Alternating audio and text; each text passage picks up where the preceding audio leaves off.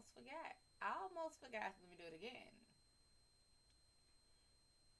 Because I always forget to turn this damn mic on. Anyway, greetings, everyone. This is your spiritual consultant, your Shad'Oracle, MadamShadO, here in the Shadow Gallery with the Hellpaws as per usual. If you would like to book your private session, you may do so at my website, www.MadamShadO.com. No W in Shad'O. If you put a W in Shad'O, not responsible for where you go, where you end up. Of course, like me, love me, share me, subscribe to me, turn your notifications on so you know I go live. Join me on Facebook, Instagram, Twitch, Twitter, Big O.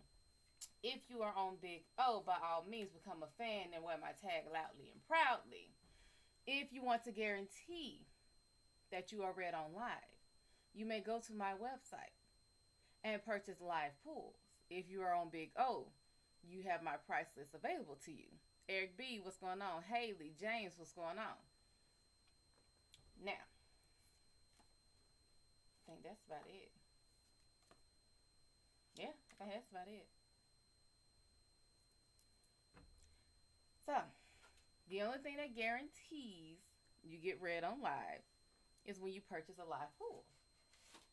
Otherwise, you are at the discretion and the whims of the universe.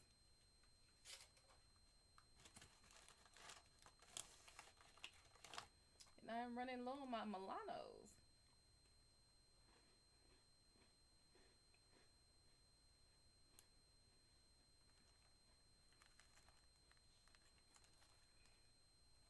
They lucky they only put 15 in a bag. Cause baby,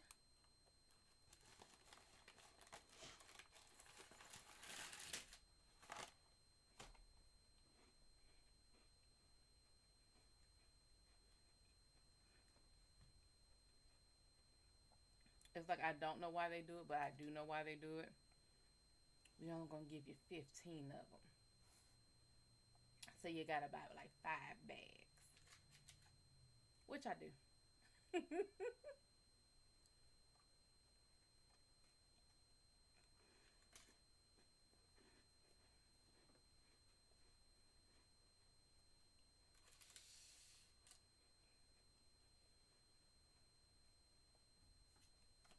So, by all means, ask your questions.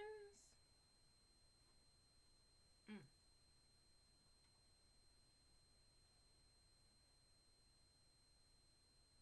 Okay. Yeah, go ahead, ask your questions.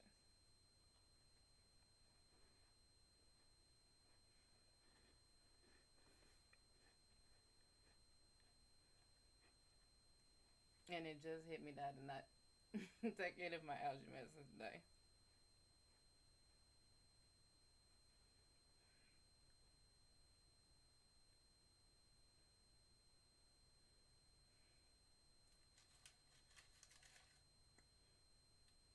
No, little city boy, what's going on?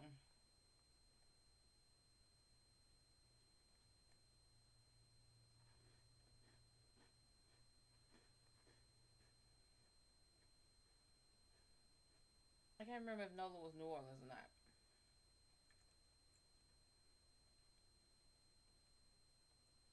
Because I'm pretty sure it's not North LA.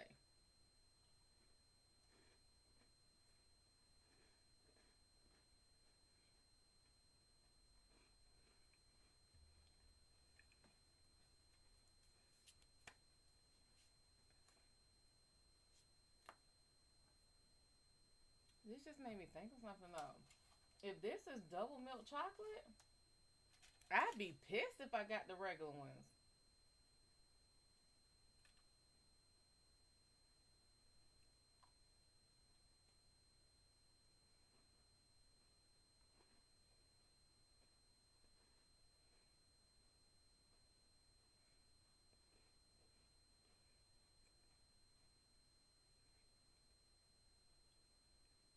Mm.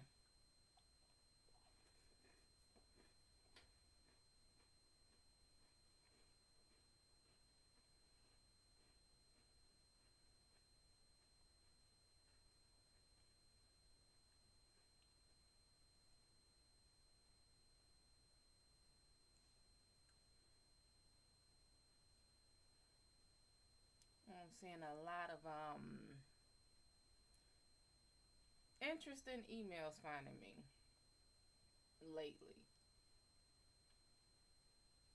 All the emails suddenly got crystal balls and evil eyes and stuff in them.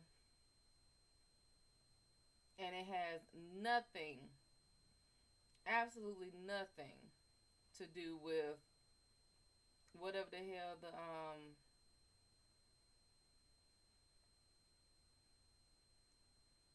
whatever the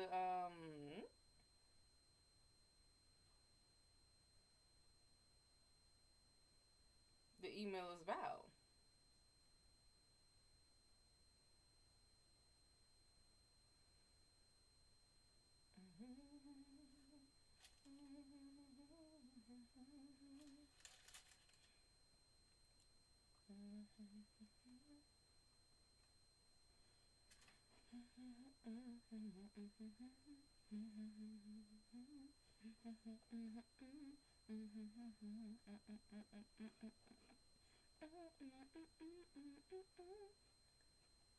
Muhammad, what's going on, honey?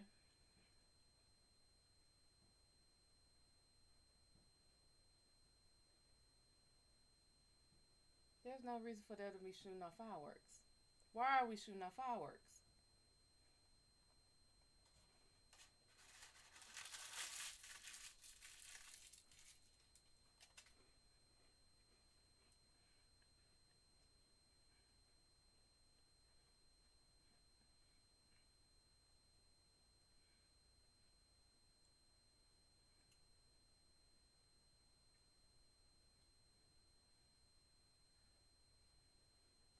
But anyway,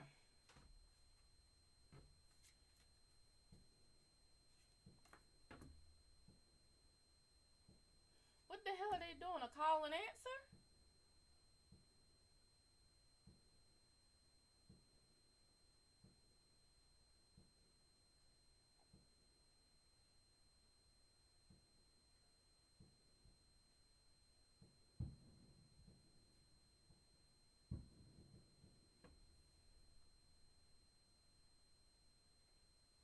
Is there a holiday that I don't know about?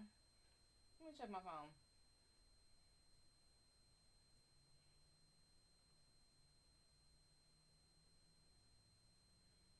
Is there a holiday coming up this weekend that I don't know about? Like a second 4th of July or something?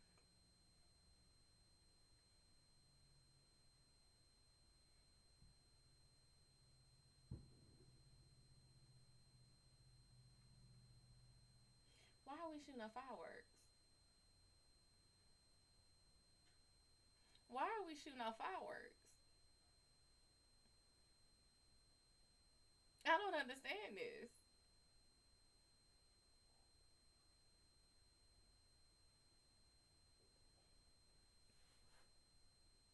Literally, I swear they're doing it like a call and answer type thing. They started this way and now they're over here.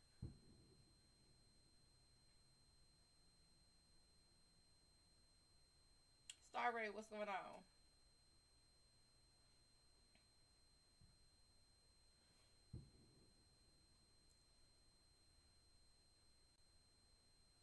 Is this some type of sports event? Did some team that's never won before finally win? I mean, y'all tell me.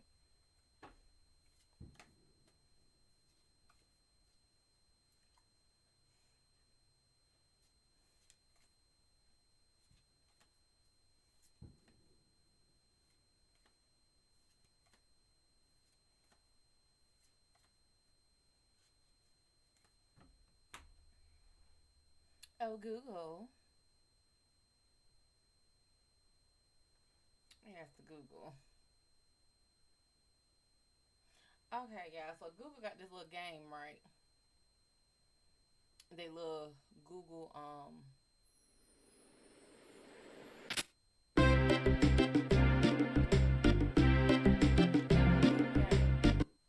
and I was playing it on my iPad. First of all, it is the damn devil on the iPad because the joystick constantly moves, and I'm not talking about like it's stationary and the way you move it would move the character. No, the whole fucking joystick moves around the screen.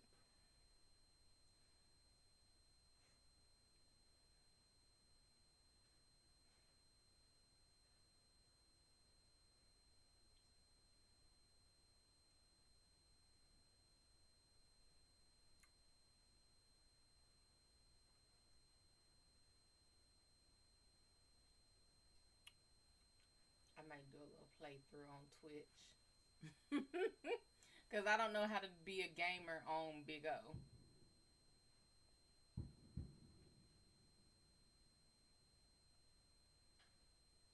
What in the hell is going on today?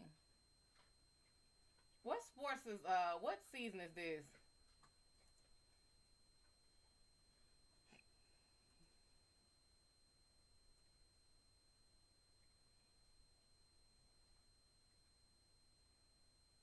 Which season are we in? Football, basketball? Which ball are we in?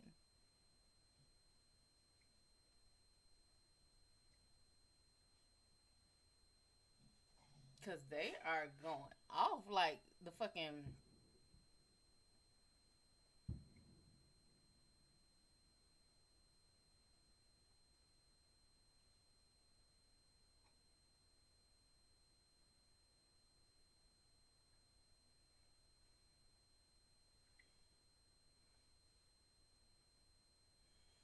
Hmm.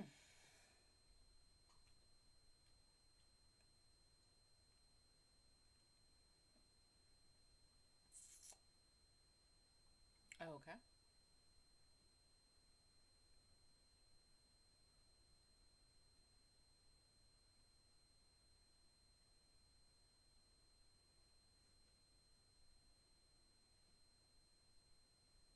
But anywho, by all means, go ahead, ask your question.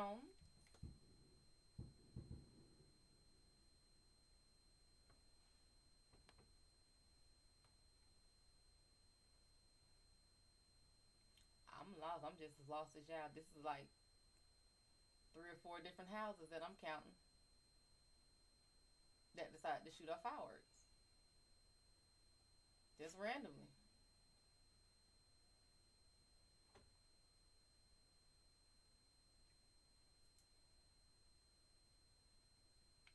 I don't know what to tell you.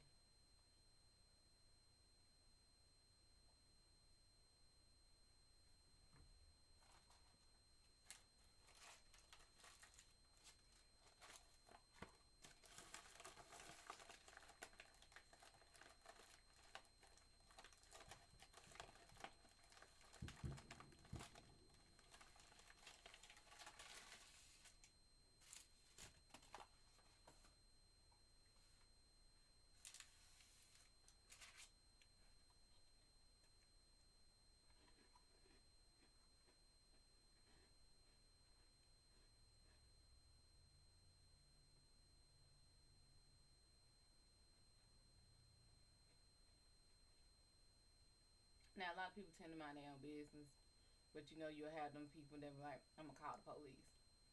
I'm just waiting to hear the sirens.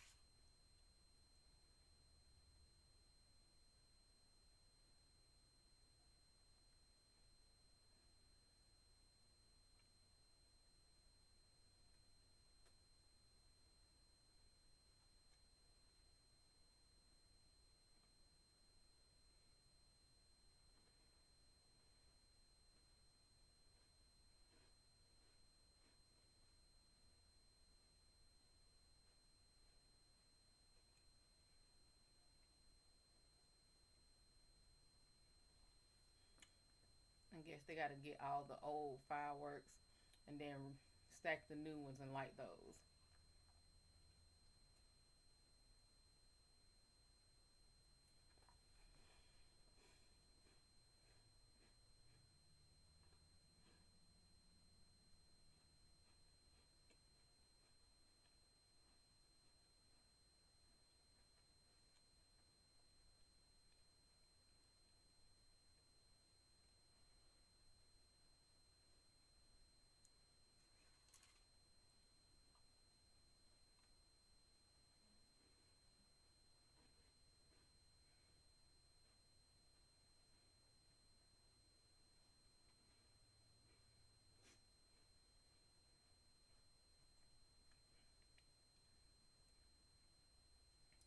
is this song stuck in my head?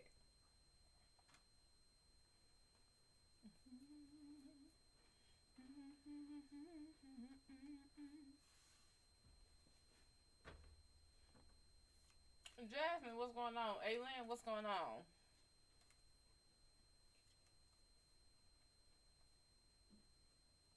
Curious, do y'all know if it's a holiday or if there's some type of a major sporting event that I don't know about?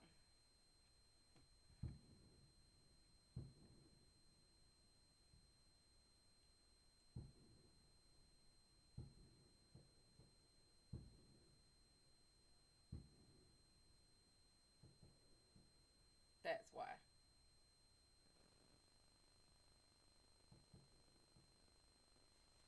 I mean, they really line this shit up like it's 4th of July. Mm-hmm. There's nothing I can do about it. So stop.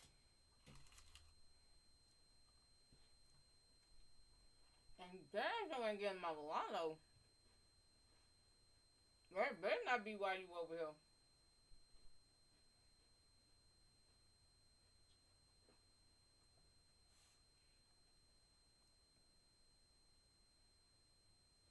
Look here. I fight kids and animals the same way of my Milanos.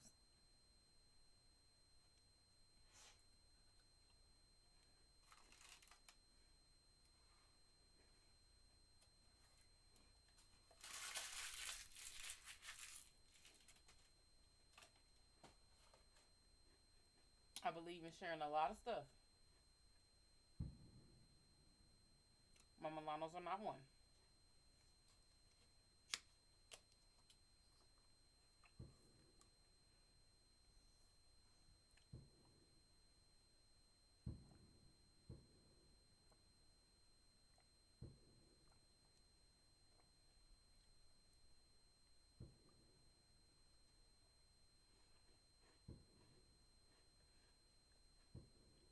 Child, I don't know. They are just lighting it up like literally like something big just happened. Grace, what's going on? Jazz Juice, what's going on? I don't know.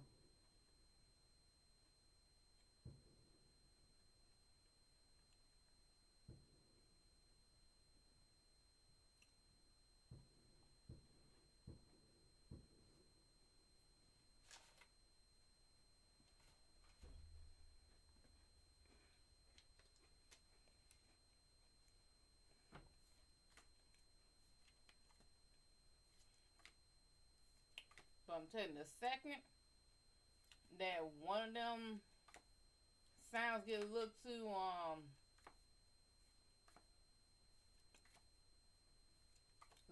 pop and got a little crack at the end.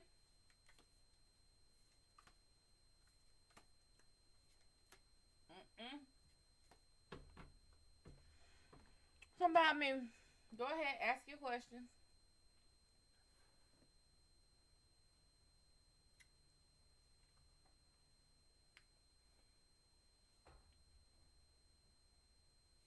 I mean, other than what the hell that's about, because I have no damn idea.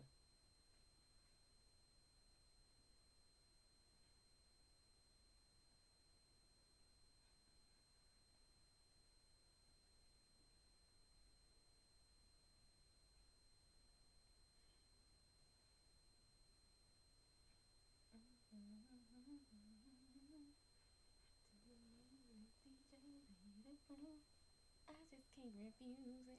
Not the way you do it. Why is it stuck in my head?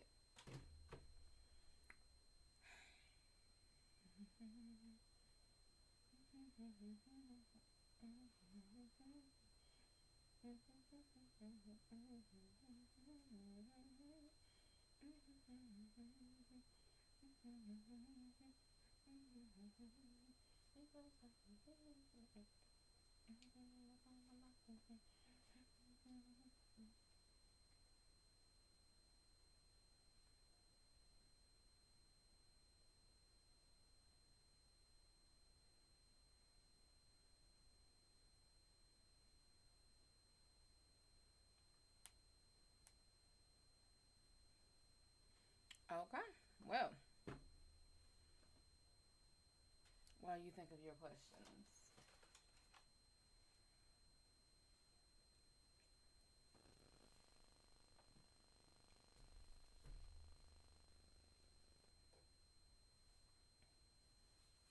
And by all means, if you are on Big O, I have a poll up. Poll, not POLE, regarding on whether I should continue my multi reading. So, should I continue reading you guys from my favorite books and also reading your questions? So, by all means, go to my page and answer the poll.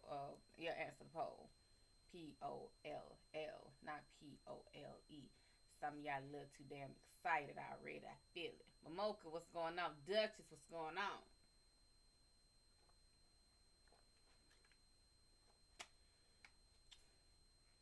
I know, but this story ain't mine.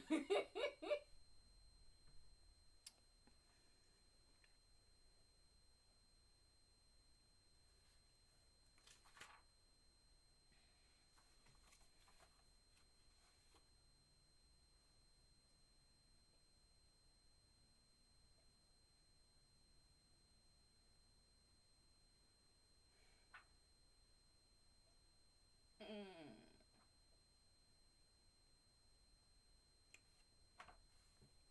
All right. Well, by all means, go ahead and also ask your questions, and we will be moving into. I said y'all on. Ooh, excuse me. Ben Hanscom takes a drink. Like I said, I love this by Stephen King because he took real things and put in his story.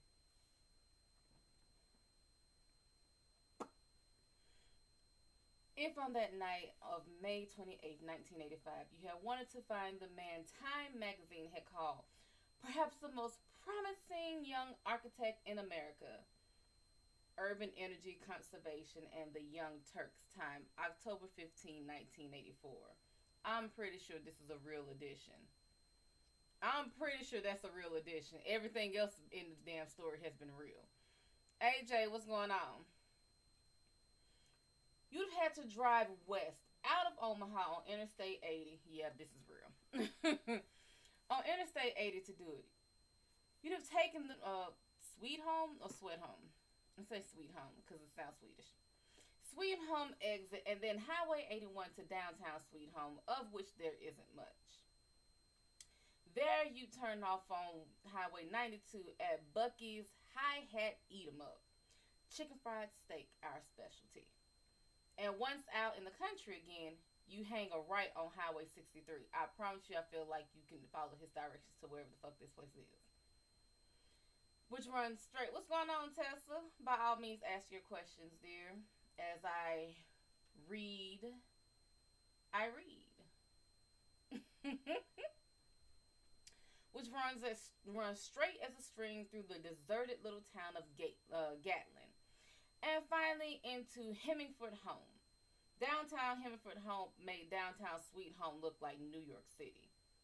The business district consisted of 8 buildings, 5 on one side and 3 on the other. There was the clean cut barbershop with K's. Propped in the window, a yellowing hand lettered sign fully 15 years old read, "If you're Lord, they can't spell.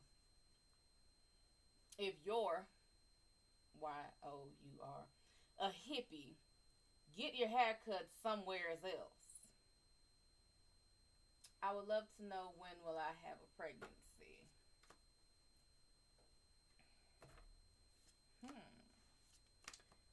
Let's see, will it be in this year? Will it be next year? And 2 years. Baby, you got a while to wait.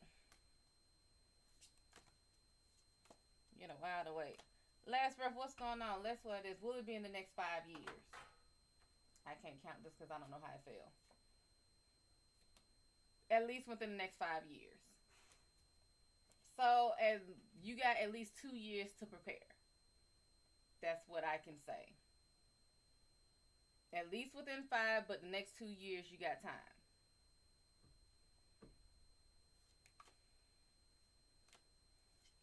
And thank you for liking and subscribing, honey.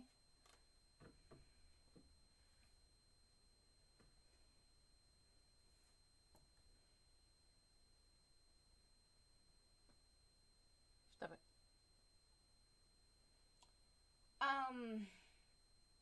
The second run house, my movie house, the Five and Dime. I had to look this up because I wanted to make sure I knew what this was. Because to me, it couldn't have been everything was 5 and 10 cents. But then again, this is the 1980s. No problem, sugar. Like I can't even tell which is going to be because I can see you with either.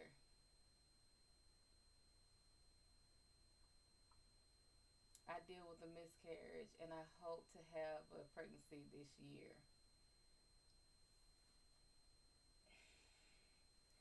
2020 and 2021 have been hard on everyone. It would be more advantageous for you to wait. Only because 2020 was hard as shit. Everything is trying to bounce back, and with them coming back with super corona,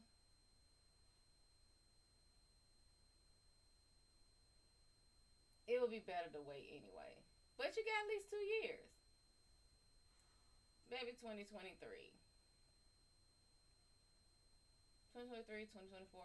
Yeah. No problem, honey. Lord, when will me and you get married? Will me and him get married? No. It's like a Family Dollar. Yeah, but I felt like it was more like a Dollar General or like a Five Below.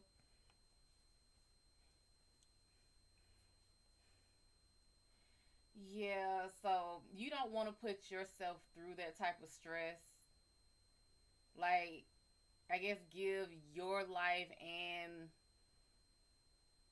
I was like give the economy time to bounce back, but more so give your lifetime to bounce back. And yeah, let everything come to let the storm quiet a little bit because we all know how this works. Corona came, we got Corona number two coming up. They gonna shut everything down again. We already know that. Please don't sit here and go goddamn crazy on this damn toilet tissue shit. That was just damn retarded. That was so damn stupid.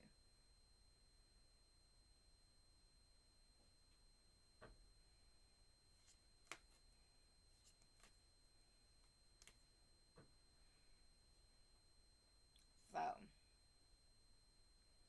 you got time. Because everybody I know that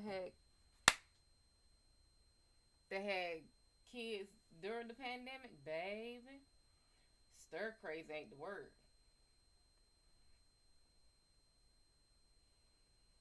Um, but yeah, I was thinking like Dollar General or something because I there was just like no everything was 5 and 10 cent. But okay. Um, there was a branch of the Nebraska Homeowners Bank, a 76 gas station, a Rexall drug, and the National Farmstead and Hardware Supply, which was the only business in town which looked halfway prosperous. I gotta make it before they go crazy. Honey, I'm trying to see. You know, that's what I need to do. I need to look on Amazon and buy that damn bidet. Europe got the right idea. Because Europe looking at us like, why the hell y'all? Yeah, I need to buy a bidet. I just need to put bidets. And near the end of the main drag, set off a little way from the other buildings like a pariah and resting on the edge of the big empty, you had your basic roadhouse, the Red Wheel. If you had gotten that far, you would have seen in the pothole dirt parking lot an aging 1968 Cadillac convertible with double CB antennas on the back. The vanity plate on the front read simply Ben's Caddy. Miss Magic, what's going on? And inside, walking toward the bar, you would have found your man. Lanky, sunburned, dressed in a chambray shirt. Faded jeans, if you don't know what chambray is that blue jean shirt that naturally already has the sleeves rolled up. It's going pretty good, sugar. How's yours? Faded jeans and a pair of scuffed engineer boots. There were faint squint lines around the corners of his eyes, but nowhere else. He looked perhaps 10 years younger than his actual age, which was 38. So he looked 28. This man looked good for his age. Hello, Mr. Hanscom? Ricky Lee said, putting a paper napkin on the bar as Ben sat down. Ricky Lee sounded a trifle surprised, and he was. He had never seen Hanscom in the wheel on a weeknight before. He came in regularly every Friday night for 2 beers, and every Saturday night for 4 or 5. He always asked after Ricky Lee's 3 boys. He always left the same $5 tip under his beer stein when he left, when he took off. In terms of both professional conversation and personal regard, he was far and away Ricky Lee's favorite customer. $10 a week and the 50 left under the stein at each Christmas time over the last 5 years was fine enough. But the man's company was worth far more. Worthwhile company was always a rarity, but in a honky tonk like this, where talk always came cheap, it was scarcer than hen's teeth. Although Hanscom's roots were in New England, and he had gone to college in California, there was more than a touch of the extravagant Texan about him. Ricky Lee counted on Ben Hanscom's Friday, Saturday night stops because he had learned over the years that he could count on them. Mr. Hanscom might be building a skyscraper in New York, where he already had 3 of the most talked about buildings in the city. A new art gallery in Redondo Beach, or a business building in Salt Lake City. But come Friday night, the door leading to the parking lot will open sometime between 8 o'clock and 9:30, and in he would stroll, as if he lived no farther than the other side of town and had decided to drop in because there was nothing good on TV. He had his own Learjet, Learjet and a private landing strip on his farm in Junkins. These motherfuckers got money. Ooh. Like, when I say they downplay the hell out of how rich. 2 years ago, he had been in London, first designing and then overseeing the construction of the new BBC Communications Centre, a building that was still hotly debated pro and con in the British press. The Guardian. Perhaps the most beautiful building to be constructed in London over the last 20 years. The Mirror. Other than the face of my mother-in-law after a pub crawl, the ugliest thing I have ever seen. When Mr. Hanscom took that job, Ricky Lee had thought, well, I'll see him again sometime. Or maybe he'll just forget all about us. And indeed, the Friday night after Ben Hanscom left for England had come and gone with no sight of him. Thank you, Aileen. Although Ricky Lee found himself looking up quickly every time the door opened between 8 and 9:30. Well, I'll see him again sometime. Maybe. Sometime turned out to be the next night. The door had opened at 9:15 and he ambled, wearing jeans and a Go Bama t-shirt and his old engineer boots, looking like he'd come from no farther there away from cross town. And when Ricky Lee cried almost joyfully, "Hey, Mr. Hanscom, Christ, what are you doing here?" Mr. Hanscom had looked mildly surprised, as if there was nothing in the least unusual about his being there. Nor had that been a one-shot. He had showed up every Saturday night during the 2-year course of his active involvement in the BBC building. He left London each Saturday morning at 11 a.m. on the Concorde. He told a fascinated Ricky Lee, "Drill, what's going on, sugar? And by all means, y'all are free to ask questions." I found that one thing that people don't do enough is read. And I love reading as much as I love reading. So I will be doing both.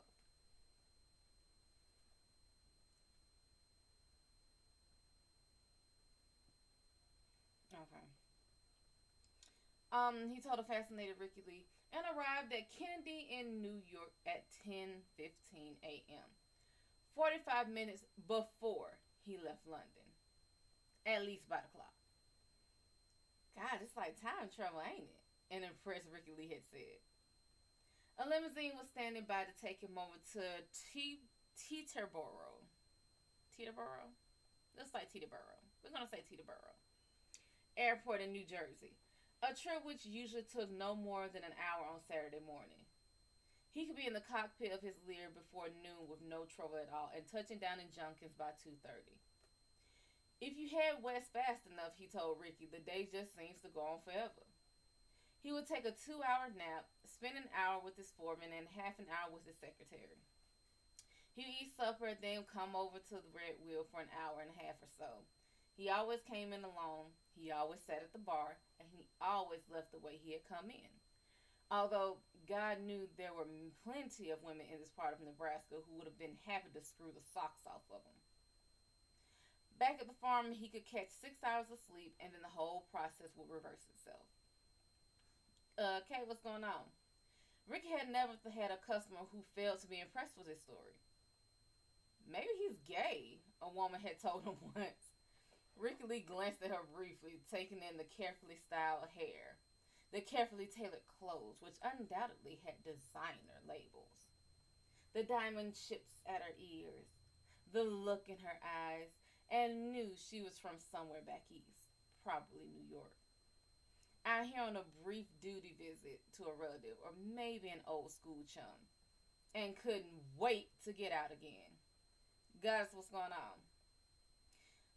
No, he had replied. Mr. Hanscom ain't no sissy. She had taken a pack of Doro cigarettes from her purse and held one between her red, glistening lips until he lit it for her. How do you know? She asked, smiling a little. I just do, he said. And he did. He thought of saying that to her. I think he's the most god-awful, lonely man I've ever met in my life. But he wasn't going to say anything such to this New York woman who was looking at him like he was some new and amusing type of life.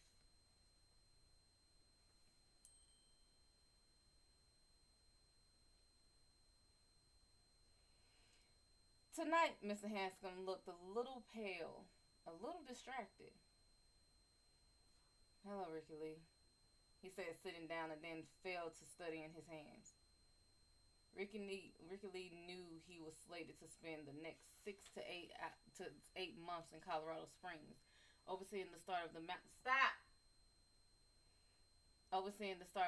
States Cultural Center, a sprawling 6-building complex which would be cut into the side of a mountain. When it's done, people are going to say it looks like a giant kid left his toy blocks all over a flight of stairs, Ben had told Ricky Lee. Some will, anyway. And they'll be at least half right, but I think it's going to work. It's the biggest thing I've ever tried, and putting it up is going to be scary as hell. But I think it's going to work.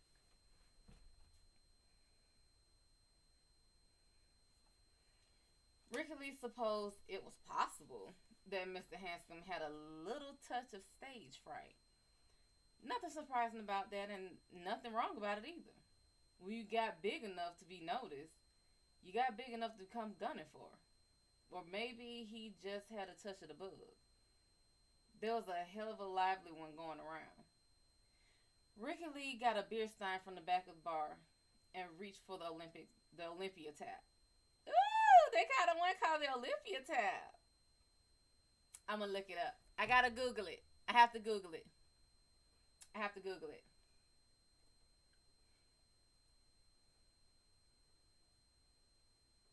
I have to Google it.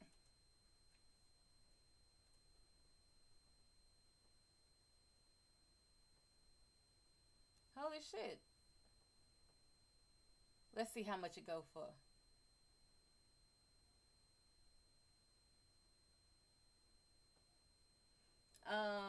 Bear, what's going on? I just don't seem to. Some of them are $8.79, and some of them are cocaine high. So,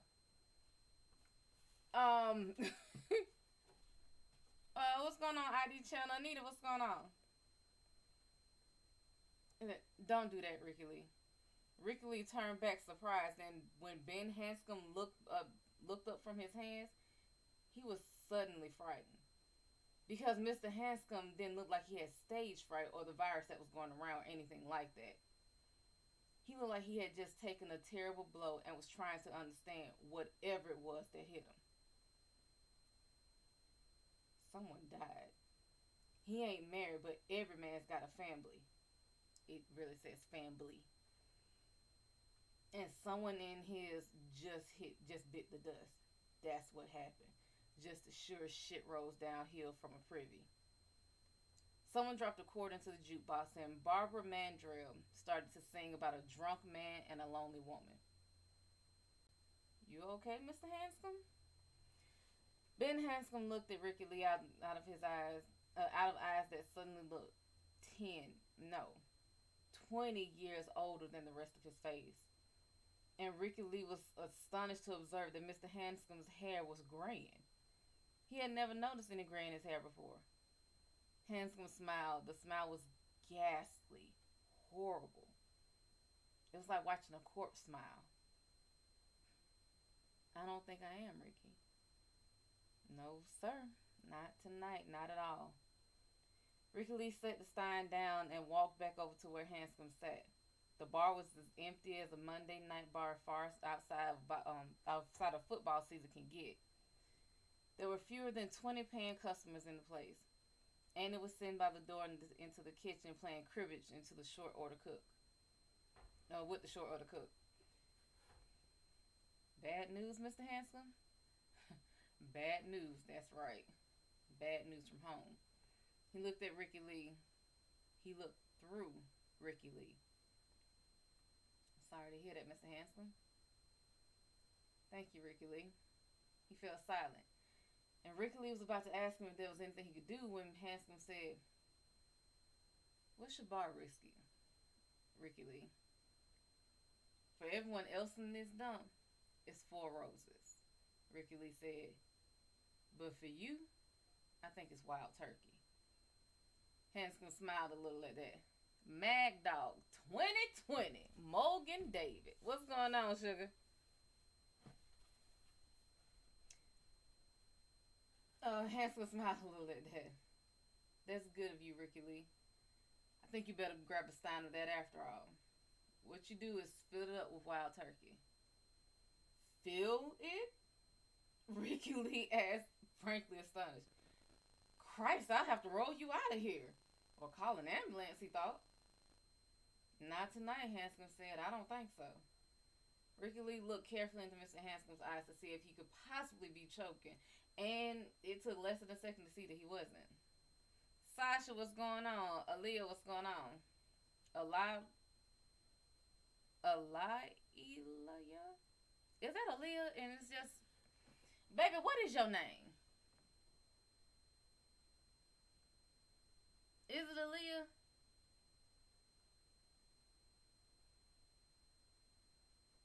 Dangerous, what's going on? Allah Elia?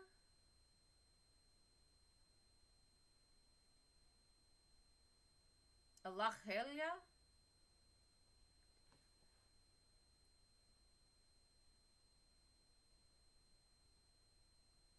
Okay. Vias, baby, what's going on? By all means, y'all ask y'all questions. Or get caught up in the story, whichever one you want to do.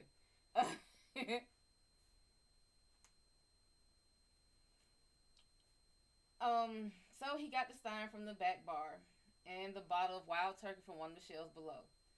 The neck of the bottle chattered against the rim of the stein as he began to pour. He watched the whiskey gurgle out, fascinated in spite of himself. Ricky Lee decided it was more than just a touch of the Texan that Mr. Hanscom had in him. This had to be the biggest goddamn shot of whiskey he had ever poured or ever would pour in his life. Call an ambulance, my ass. He drinks this, baby, and I'll be calling Parker and Waters and Sweetum for their funeral back. Nevertheless, he brought it back and set it down in front of Hanscom. Ricky Lee's father had once told him that if a man was in his right mind, you brought him what he paid for, be it piss or poison. Ricky Lee didn't know if it was good advice or bad, but he knew that if you tended bar for a living, it went a fair piece towards saving you from being chumped into gator bait by your own conscience. Hanscom looked at the monster drink thoughtfully for a moment and then asked, "What do I owe you for a shot like that, Ricky Lee?" Ricky Lee shook his head slowly, eyes still on the stein full of whiskey, not wanting to look up and meet those socketed, staring eyes. "No," he said. "This one is on the house." Hanscom smiled again, this time more naturally. "Why, I thank you, Ricky Lee. Now I'm going to show you something I learned about in Peru in 1978. Nate, what's going on?" "I was working with a guy named Frank Billings. Understudying with him, I guess you'd say. Frank Billings was the best damned architect in the world, I think. He caught a fever and the doctors injected about a billion different antibiotics into him, and not a single one of them touched it. He burned for 2 weeks, and then he died. What I'm going to show you, I learned from the Indians who worked on the project. The local pop skull is pretty potent. You take a slug, and you think it's going down pretty mellow, no problem. And then all at once it's like a blowtorch in your mouth and aimed it down your throat. But the Indians drink it like Coca-Cola. And I rarely saw one drunk. And I never saw one hungover.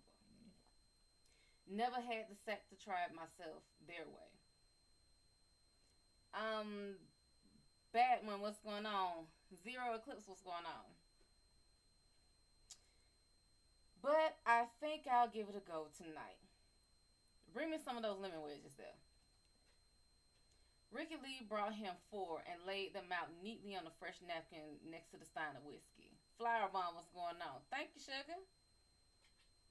And by all means, feel free to ask your questions. Although I am reading, I am also still reading."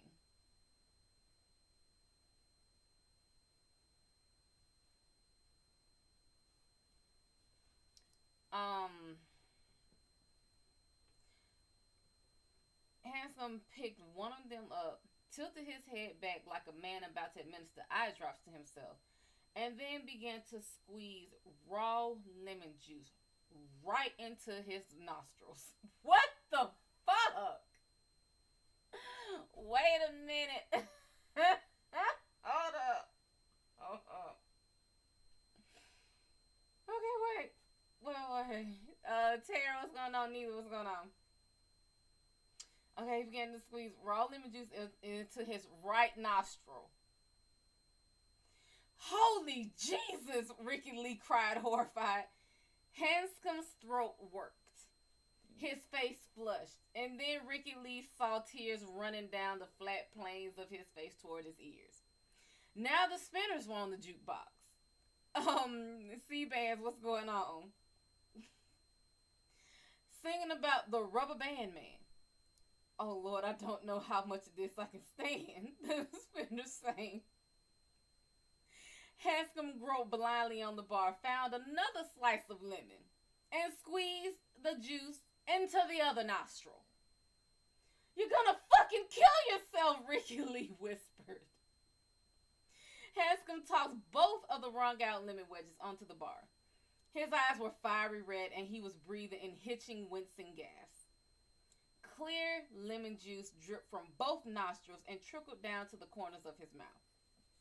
He groped for the stein, raised it, and drank a third of it.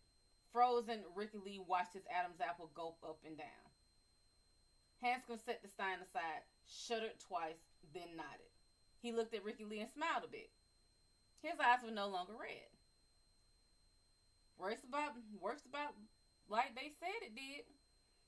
You are so fucking concerned about your nose that you never feel what's going down your throat at all. You know what? You know what? His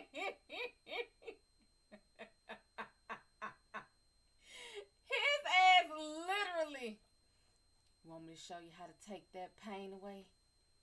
Give me your hand.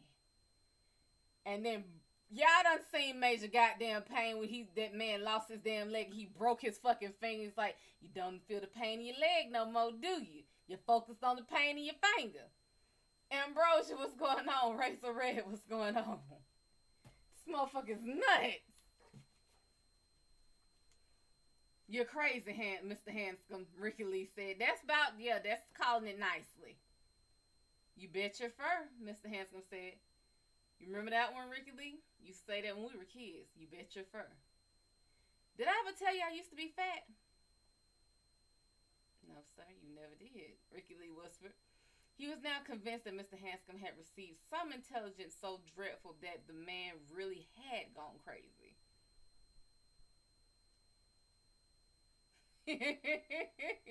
I know, right?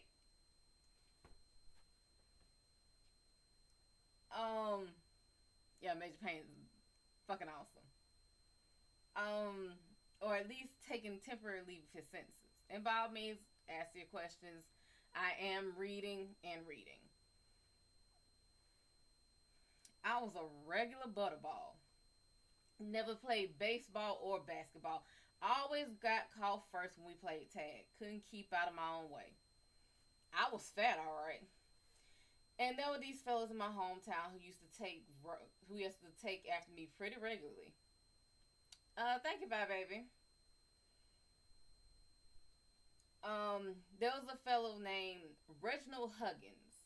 Only everyone called him Belch. Brains and Beauty, what's going on?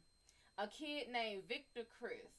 A few other guys, but the real brains of the operation was a fellow named Henry Bowers.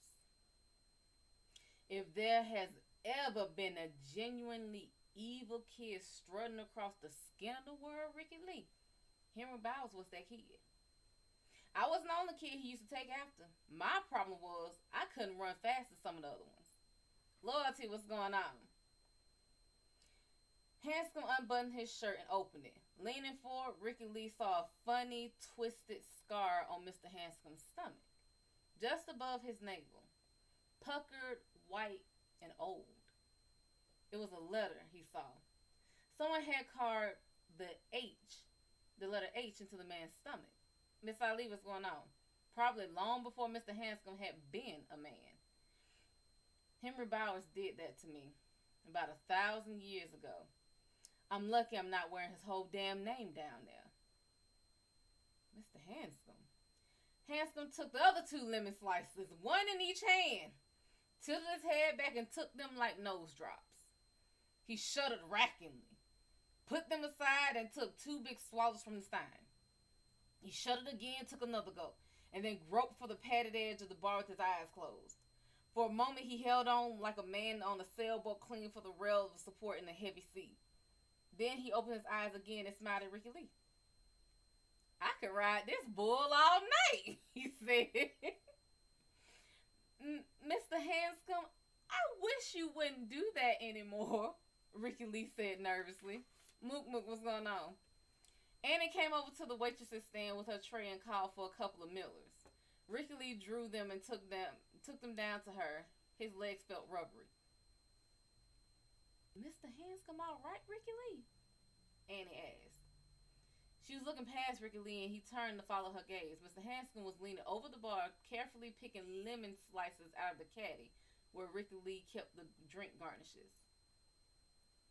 I don't know, he said. I don't think so. Well, get your thumb out of your ass and do something about it. Annie was like most other women, partial to being Hanscom. I don't know. My daddy always said if a man's in his right mind, your daddy didn't have the brains God gave a gopher. It's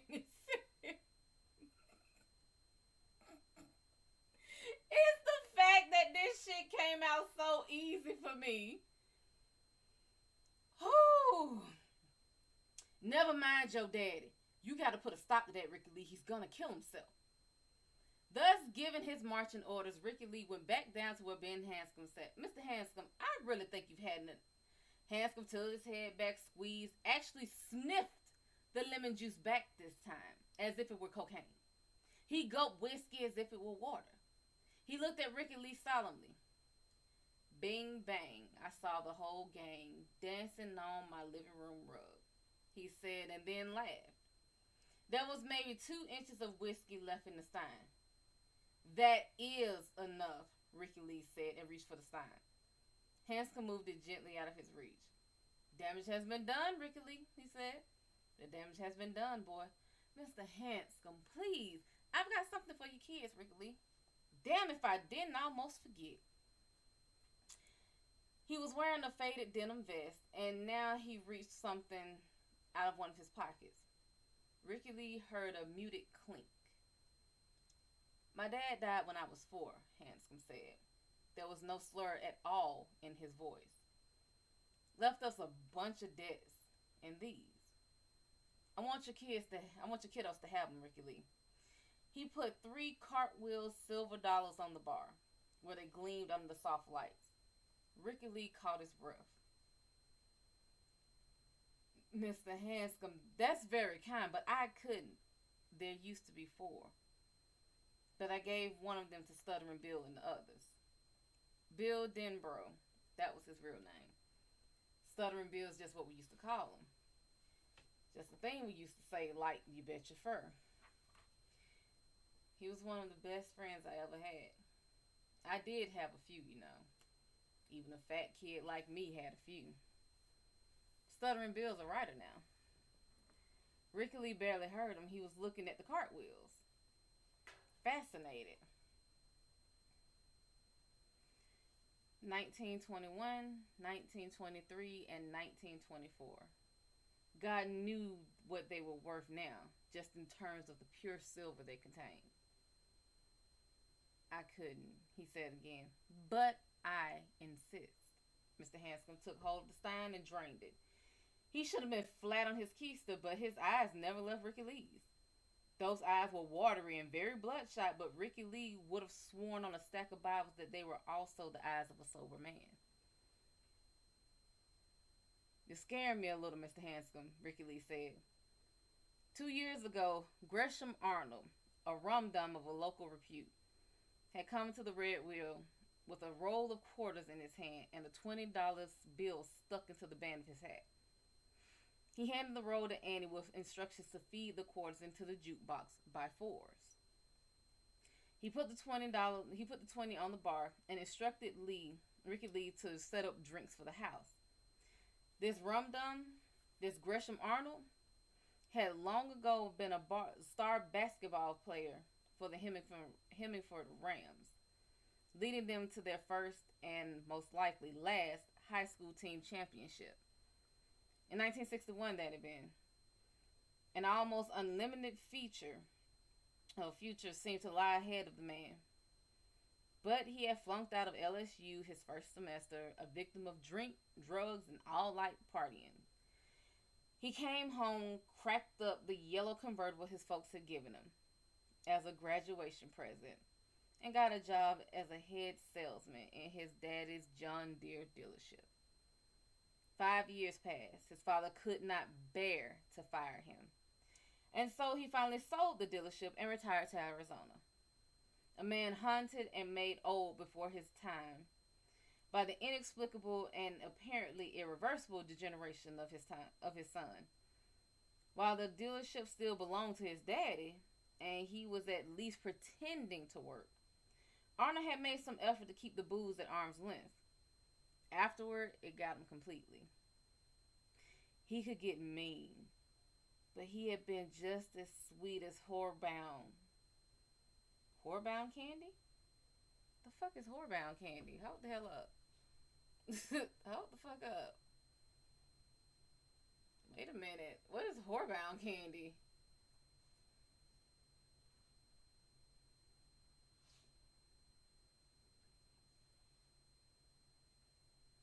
Oh, wow. This is... Oh, so whorebound candy... Where is it? I'm trying to highlight that.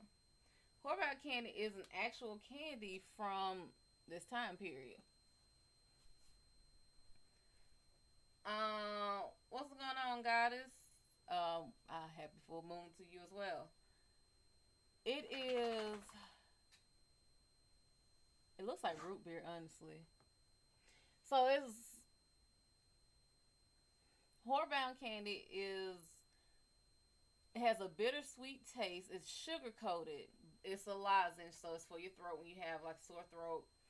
And it is an appetite stimulant. It soothes dry, scratchy throats and is to relieve intestinal gas. This is an old candy. Hey, I didn't know. Learn something new every day. Horbound candy. Lovely, what's going on, sugar? Lopez, what's up? The night he brought in the quarters and set up drinks for the house, and everyone had thanked him kindly, and he kept playing Mo Bandy songs because Gresham Arnold liked Mo Bandy. He sat there at the bar on the very stool where Mr. Hanscom was sitting now. Ricky Lee realized with steadily deepening unease and drank 3 or 4 bourbon and bitters. At least I know what that is. And sang along with the juke and caused no trouble. And went home when Ricky Lee closed the wheel up and hanged himself with his belt in an upstairs closet. Gresham Arnold's eyes that night had looked a little bit like Ben Hanscom's eyes looked right now. Scaring you a bit, am I? Hanscom asked, his eyes never leaving Ricky Lee's. He pushed the stein away and then folded his hands neatly in front of those 3 silver cartwheels.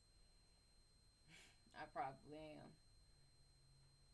But you're not as scared as I am, Ricky Lee. Pray to Jesus you never are. Well, what's the matter? Ricky Lee asked. Maybe he wet his lips.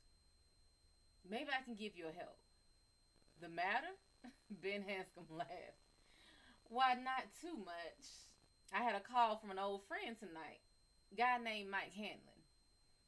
I'd forgotten all about him, Ricky Lee, but that didn't scare me much. After all, I was just a kid when I knew him, and kids forget things, don't they? Sure they do. You bet your fur.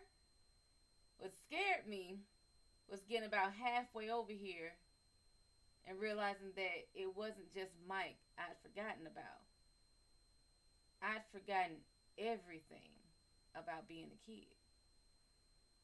Ricky Lee only looked at him. He had no idea what Mr. Hanscom was talking about, but the man was scared, all right. No question about that. It sat funny on Ben Hanscom, but it was real.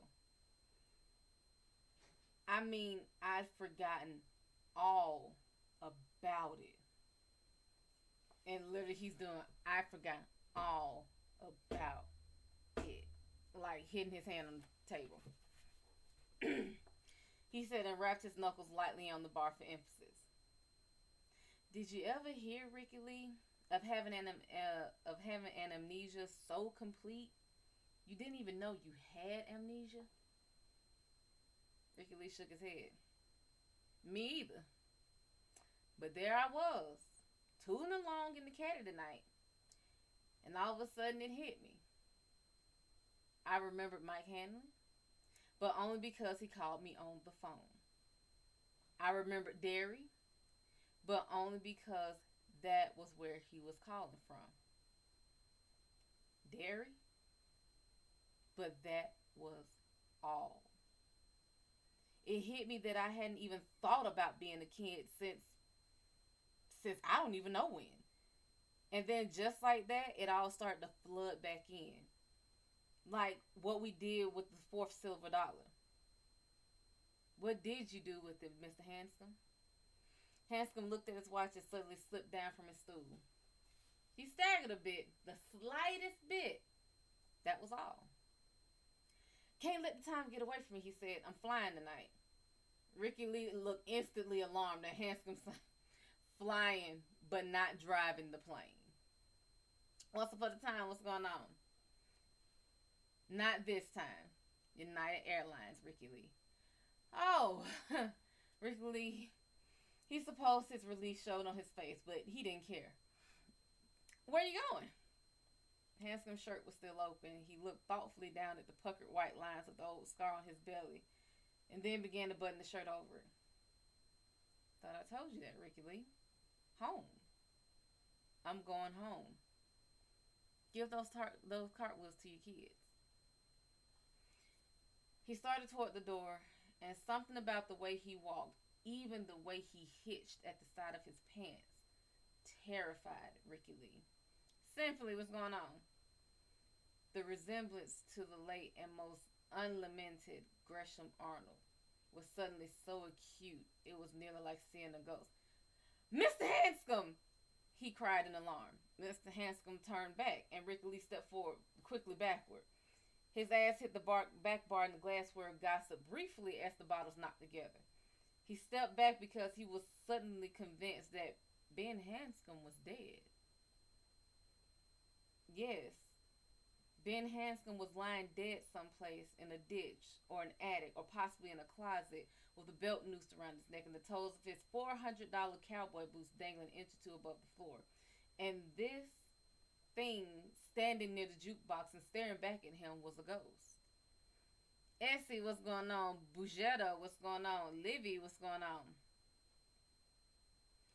For a moment, just a moment, but it was plenty long enough to cover his working heart with a rime of ice.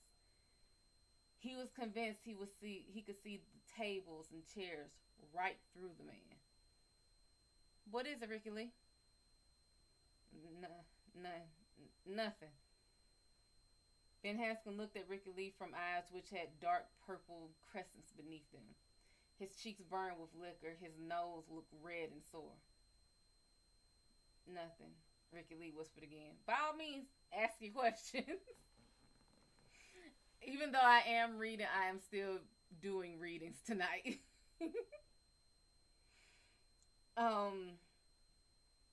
Ricky Lee whispered again, but he couldn't take his eyes from that face.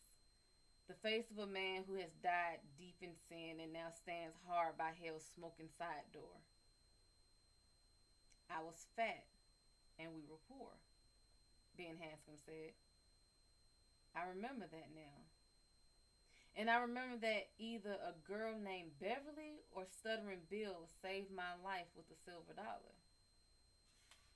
I'm scared almost insane by whatever else I may remember before tonight's over.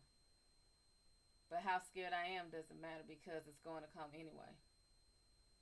It's all there, like a great big bubble that's growing in my mind. But I'm going because all I've ever gotten and all I have now is somehow due to what we did then. And you pay for what you get in this world. Maybe that's why God made us kids first and built us close to the ground. Because he knows you got to fall down a lot and bleed a lot before you learn that one simple lesson. You pay for what you get. You own what you pay for. And sooner or later, whatever you own comes back home to you.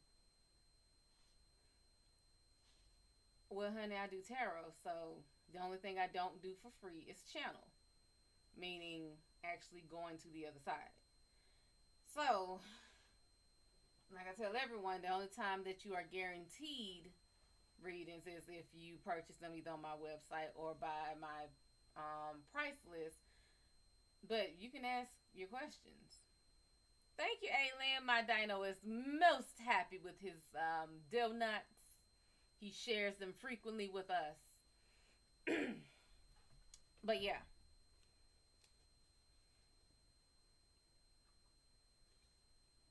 It's whatever questions you want answers to. Michael, what's going on? Hold on, yeah. There's a reason I've been holding this book like this. I'll be right back. 2 shakes of a lamb's tail, if they have them.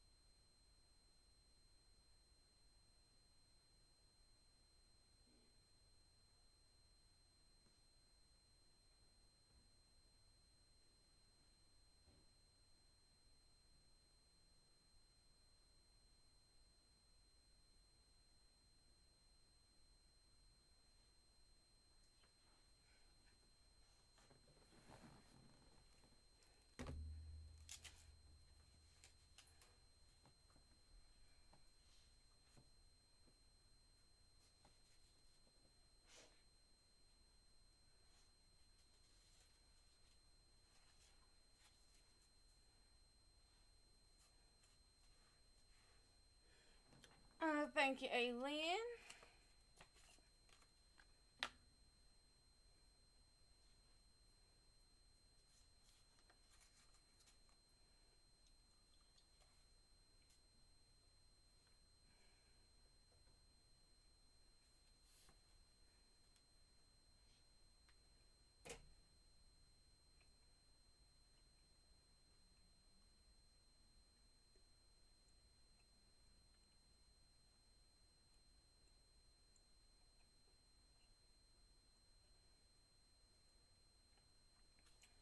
Um,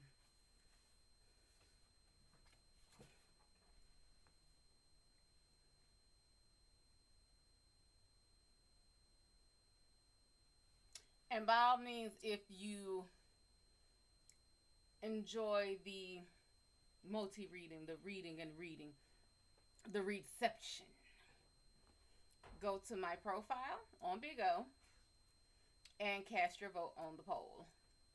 Lady, what's going on?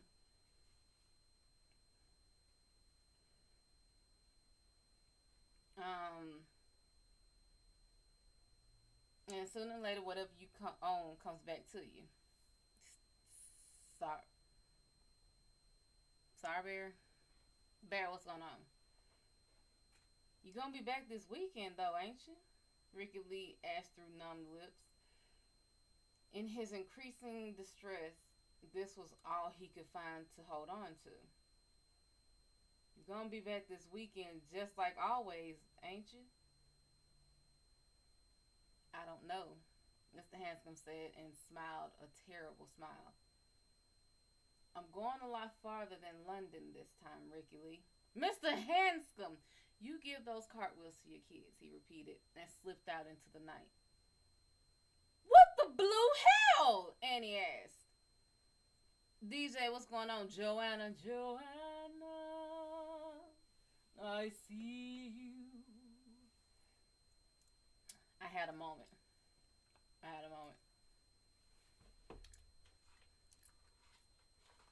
What are we reading?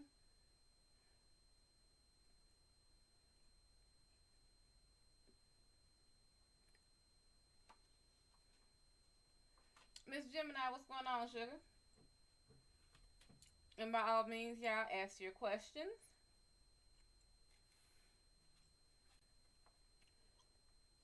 But Ricky Lee ignored her. He flipped up the bar's partition and ran over to one of the windows which looked out into the parking lot. He saw the headlights of Mr. Hanscom's caddy come on, heard the engine rev. It pulled out of the dirt lot, kicking up a rooster tail of dust behind it. The taillights dwindled away to red points down Highway 63, and the Nebraska night wind began to pull the hanging dust apart. He took on a boxcar full of booze, and you let him get in that big car of his and drive away? And he said, way to go, Ricky Lee. Never mind. He's going to kill himself. And although this had been Ricky Lee's own fault less than 5 minutes ago, he turned to her when the tail lights winked out of sight and shook his head. I don't think so, he said. Although the way he looked tonight, it might be better for him if he did. What did he say to you? He shook his head. It was all confused in his mind, and the sum of the total of it seemed to mean nothing. It doesn't matter, but I don't think we're ever going to see that old boy again. Misbehaving, what's going on? Part 4. But, by all means, ask your questions. And if you don't want me to continue reading, and you just want me to strictly just read your questions, we may do that.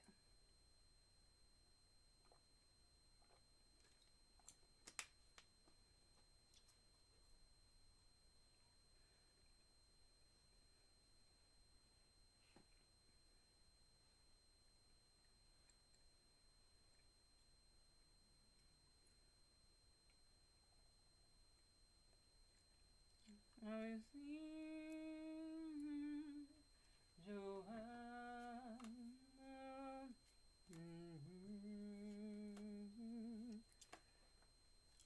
Am I close to getting what I want? No. And you know I don't do ands, and that makes it a two-part question.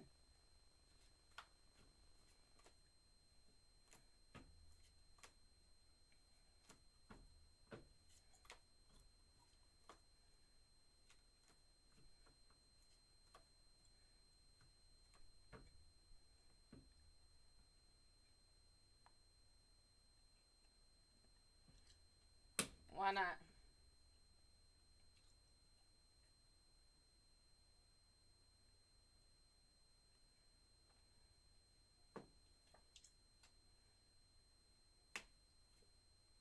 Because you hard-headed as hell. Less about what the card is and more about who the card is. This is Roderick Usher. The only reason Roderick Usher went the way Roderick Usher went is because he self-sabotaged himself. Roderick Usher was the one who thought his sister was dead and put her ass in a tomb and forgot that she had that Sleeping Beauty type disease. And when she finally came back, because he had over and over kept telling his friend, I hear her, I hear her.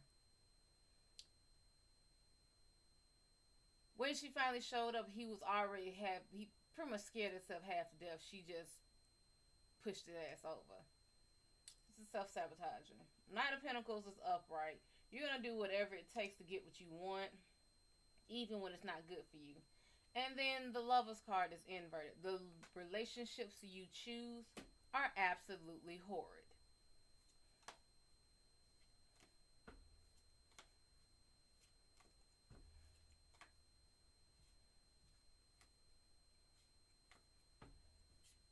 How can I prepare myself for the possibility to see you one day?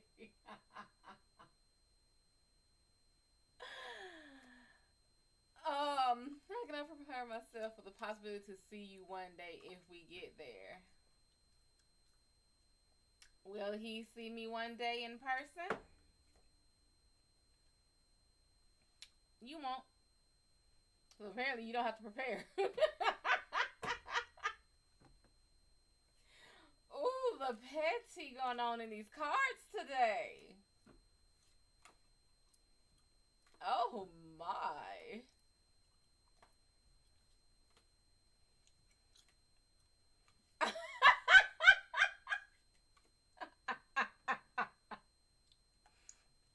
I'm not shuffling right. Did he just say I'm not shuffling right?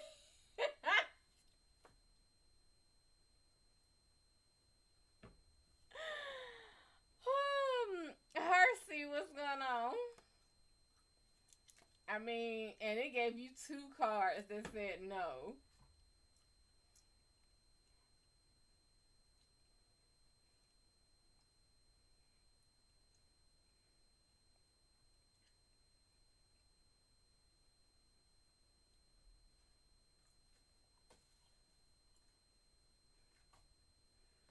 Hey, you.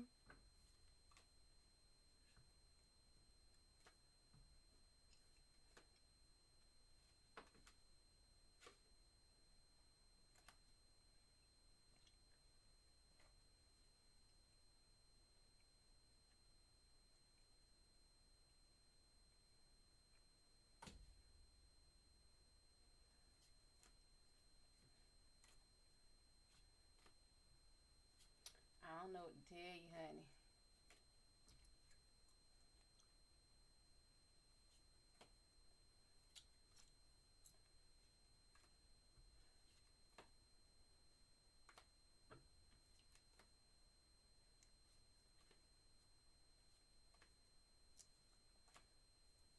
I don't know what to tell you.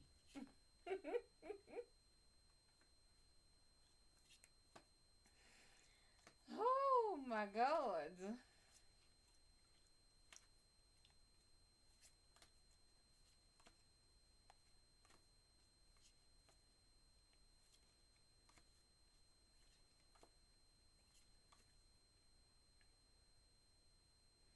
You think I'm shuffling less on your question than everyone else.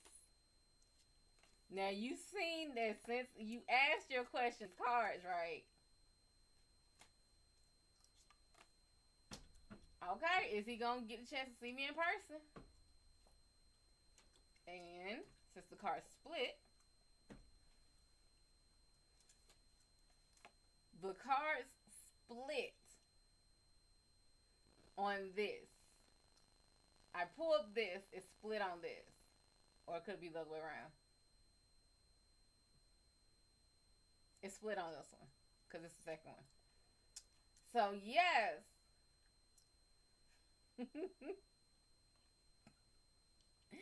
Queen of Cups is upright. Like, yeah, you can see me in person. But the deck split on its own with this card, which is one of the cards you got before, which is no. It's not about them, it's about me. Honey. Now, I know that the sisters of fate are intertwined, and most likely I am them and they are me, and we are one. However, I don't know if it's actually in our destiny to meet. So I know something going on. If let's put it like this, if we're supposed to meet, it will happen. If we're not supposed to, it won't. Devontae, what's going on? Arbazin? What's going on?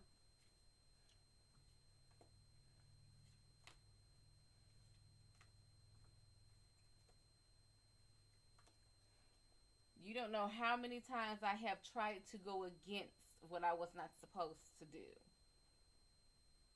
And it was hard as shit.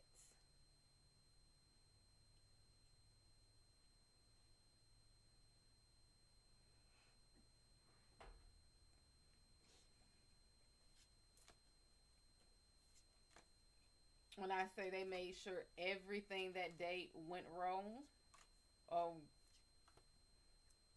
be hoping they sleepy. I'm trying to think of what was this. Was I going to work? Okay, so prime example.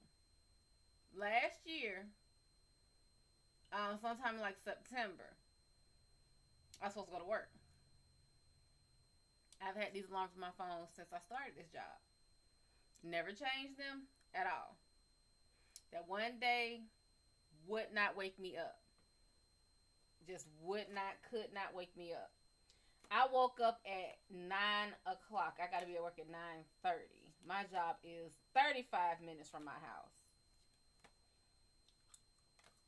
Honey, when I say, I text my boss, said, hey, I'm going to be late. She said, don't come in. Don't worry about it. Well, damn. You didn't even ask me how late. You just said don't come in. Come to find out, when I did come in a couple days later, somebody had corona. Is that my natural hair? Is that my natural tone? Or is the light or grease on my skin?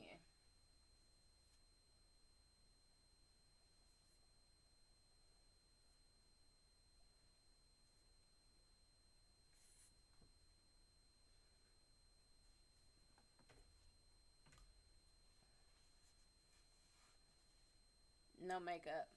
It's what I look like.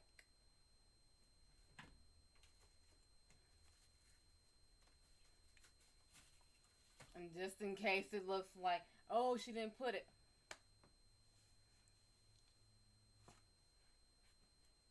No makeup.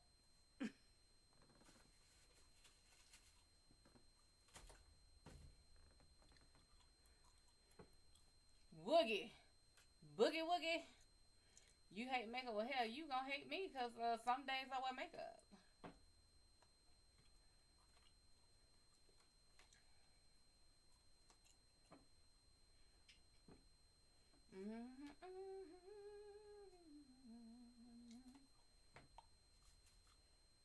And literally, Boogie Woogie Oogie Boogie song is in my head now.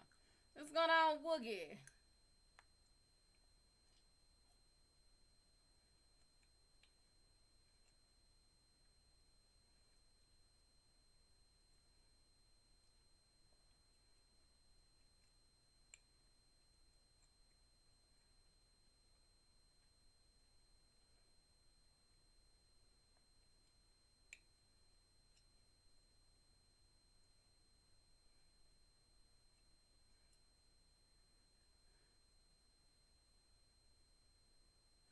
ain't supposed to make it that damn thick now.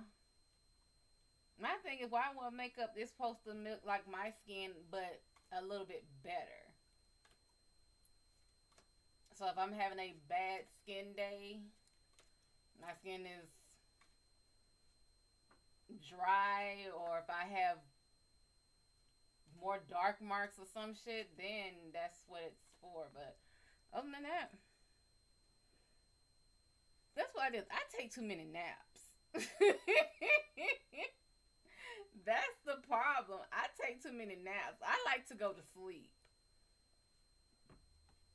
And wearing makeup does too much. You have to take that shit off and then reapply. I want to lay down. What does shy represent in your dream? Your perfect idea of a relationship.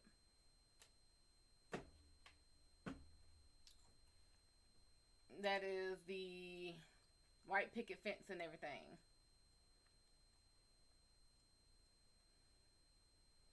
I just want to cuddle, nothing more. That's the same as let me just put the tip in. Bullshit. Who the hell? What man? I am nah. I ain't never heard. I just want to cuddle. Bullshit.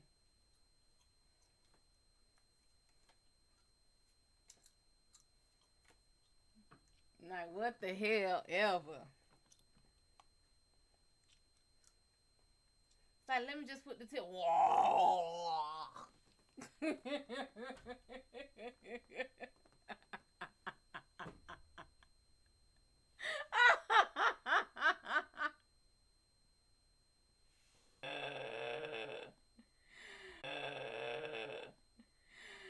Oh my god. Thank you, Aileen. Oh. Welcome, love it.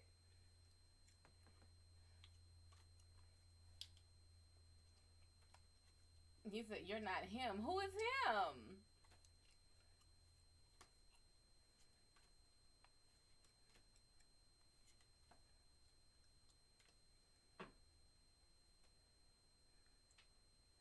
Who be him?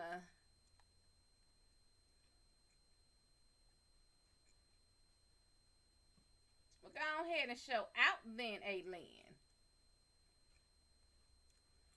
Did you say you can? Wait a minute. I can control myself. Well, not them. If anything, I'm the one being cheated on.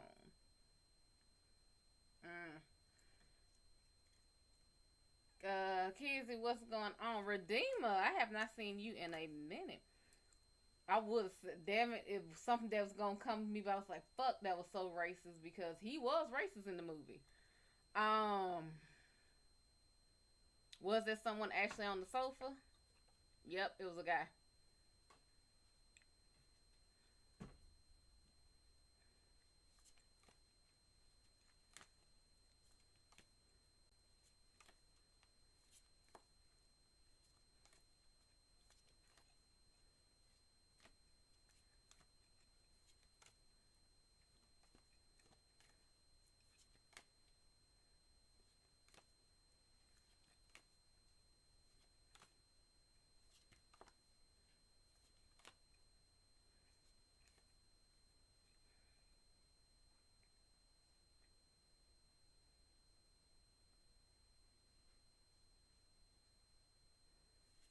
Demi, what's going on?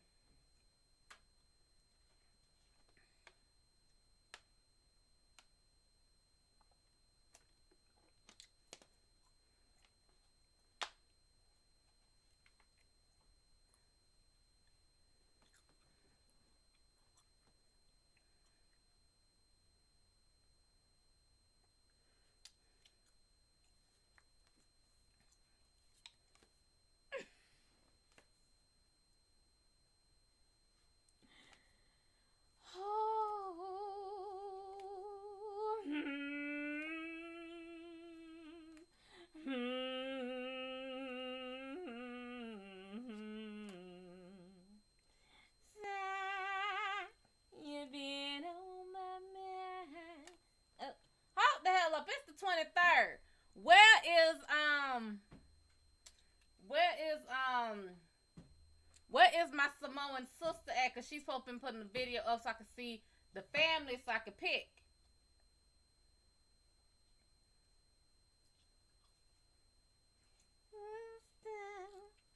You be on my mind. Oh, sister, you do what I can, sister. Girl, go eat. Go. Go. Move.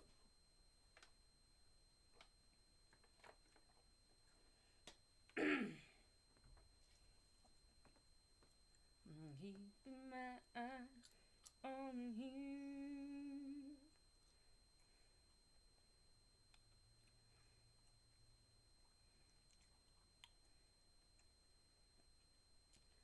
I bet you think I don't know nothing but singing the blues. But oh, sister, have I got news for you? I'm something. I hope you think that you're something too. So shake your shimmy, sister. 'Cause honey, the sugar is feeling fine. Kylie, what's going on? Was it a Damon? Nope.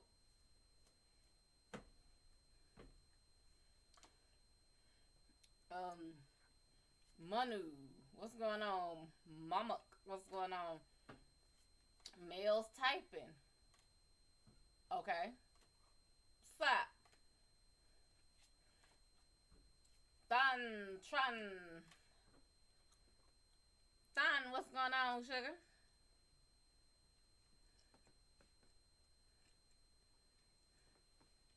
Thank y'all, thank y'all.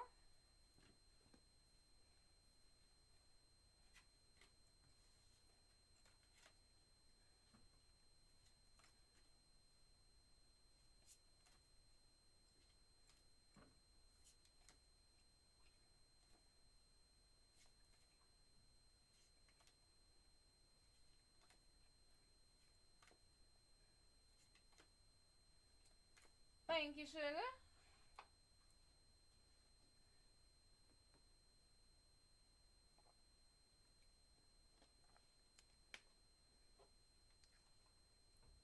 And thank y'all for sharing. Bang, bang, bang, because I know that's what this is. Welcome. Men, welcome, and thank y'all for loving the sharing. And Has, what's going on? Bang, what's going on? Jade Lay or Jade Lee, what's going on?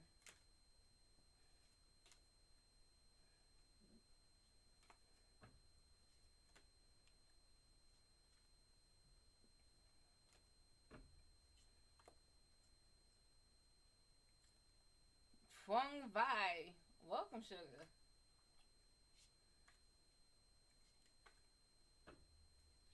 I'm gonna tell you what you want, what you really, really want. I'm gonna tell you what you want, what you really, really want. You wanna really want. Young Hung, Yang Hang.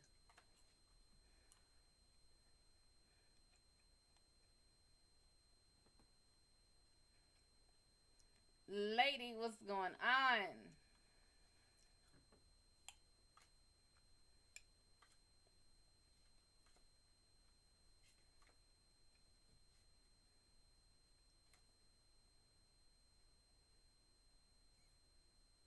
Enter from recommended banner. Well, thank you, sugar.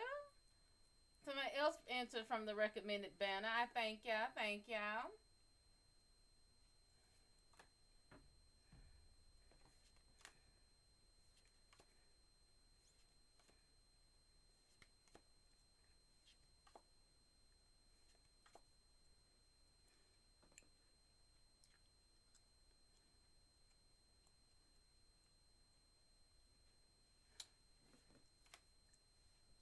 Love Jones, all of you guys who came in from the recommended banner, I thank you guys so much for being here.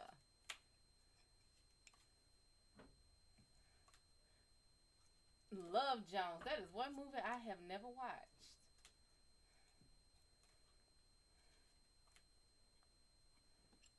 MDF bien heb Pepsum. Jones, Lord, is flying by so fast I can't keep up. Another ID channel. Welcome, honey.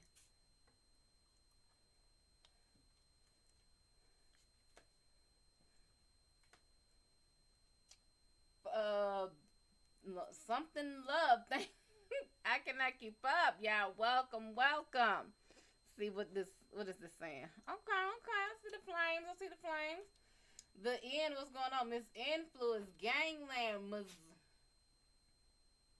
Mizzano, I guess, Miss True Master, what's going on? Money, Nikki, what's going on? Welcome, welcome, everyone. Ask your questions.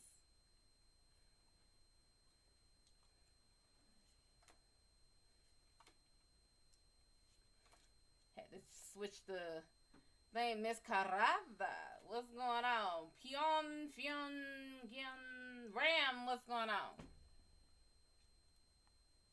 How's my night going? It's going pretty good, honey. And thank y'all for becoming a fan, honey. By all means, ask your questions.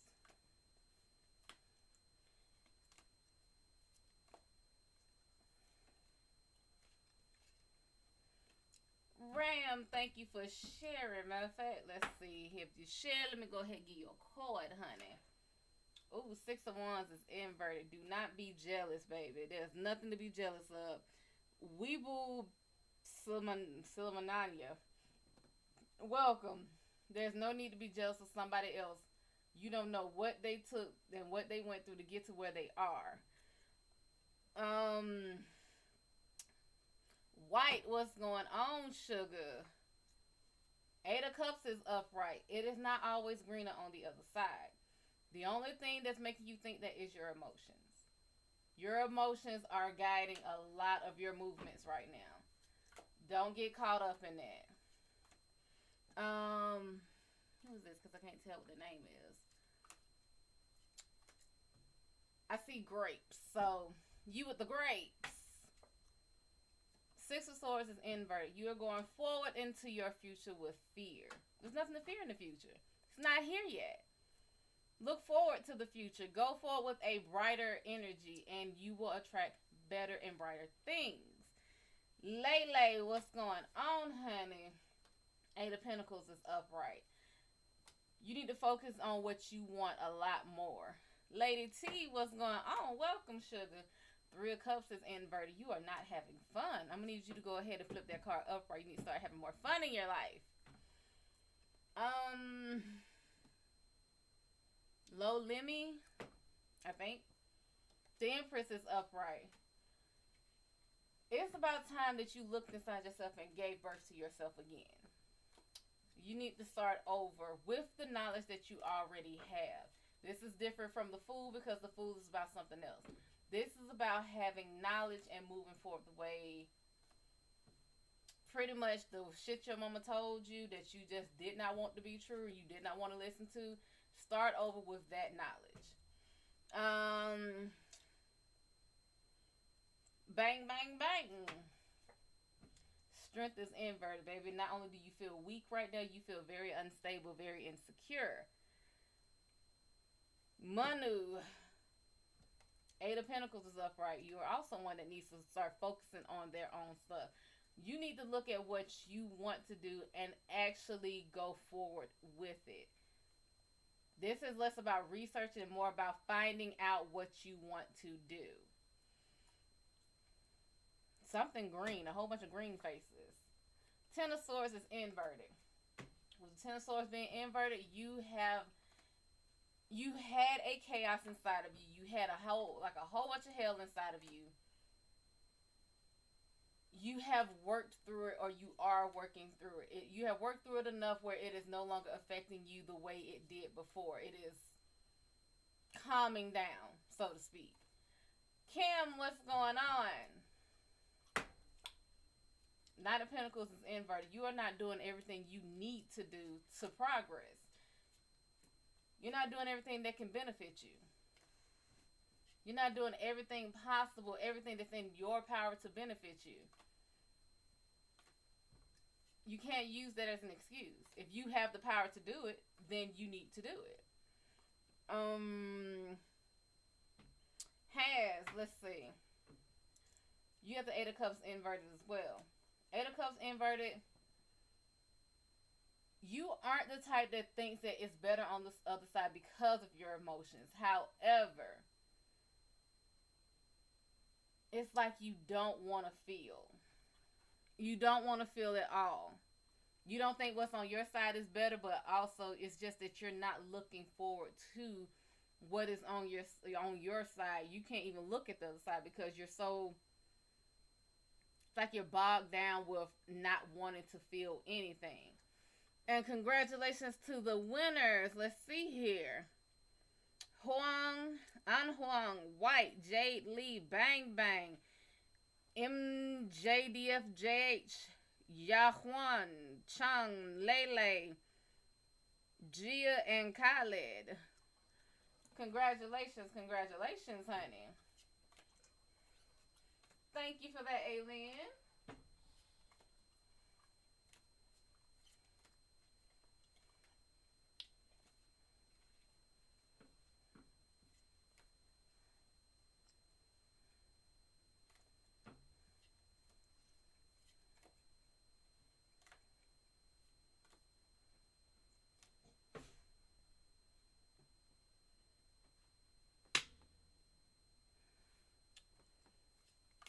And thank you all for you sharing this live and just being here.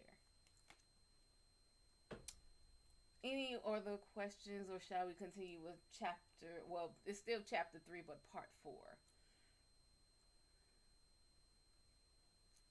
You tried to let it go. Who was it? Probably none of your business, but who was it? None of your business. Two of Swords is inverted. Even if they told you, you probably wouldn't believe it. It's literally blindfolding you. And it's probably the most obvious answer you could think of. King Rastafari, welcome.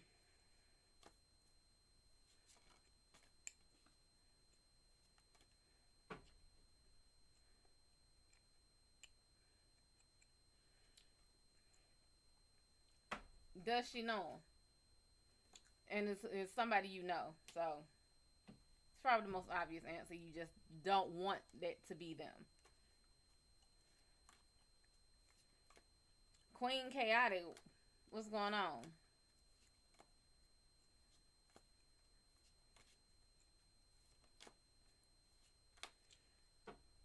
What are we reading? If I told you, nah, I ain't gonna tell you. I'm gonna let you figure it out. Snapback, what's going on?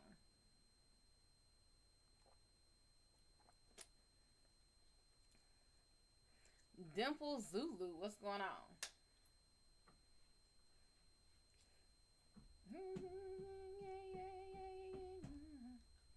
Hear the cheering, they are talking to you. Hear the wind blow, they are coming for you. See the grass flow, it whispers his name. See the fire glow, his heart is the flame. Bayete, ngosi. See, I shouldn't have saw Zulu, because now that's going to be stuck in my head. Aren't we annoying today? You want to get annoying? Oh, we want to go there. Is that where we want to go? Is that where we want to go? Is that where she wants to go? That's not where you want to go. Oh, okay.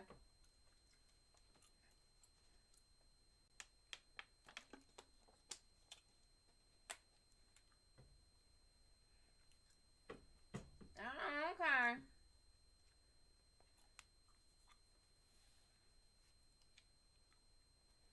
They sleepy. I don't think they are. I think they are well refreshed. I I think they are well. I think they've had a good nap. They have been energized. It is a full moon. I think they're energized. I think they ready for the petty.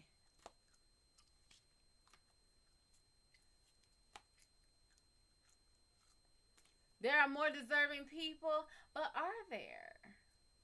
Are there really? For the petty?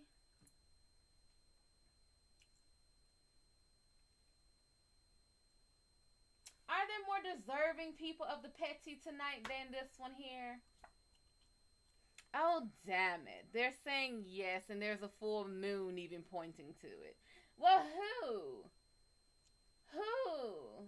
Is it someone we already know? It is.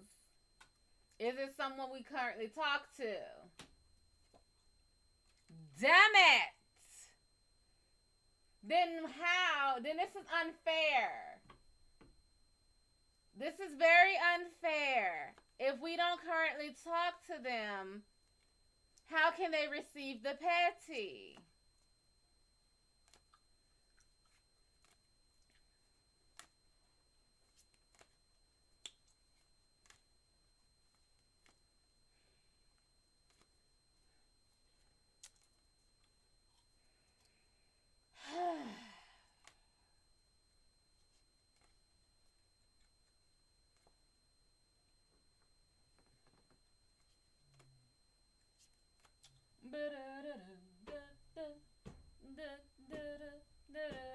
For now,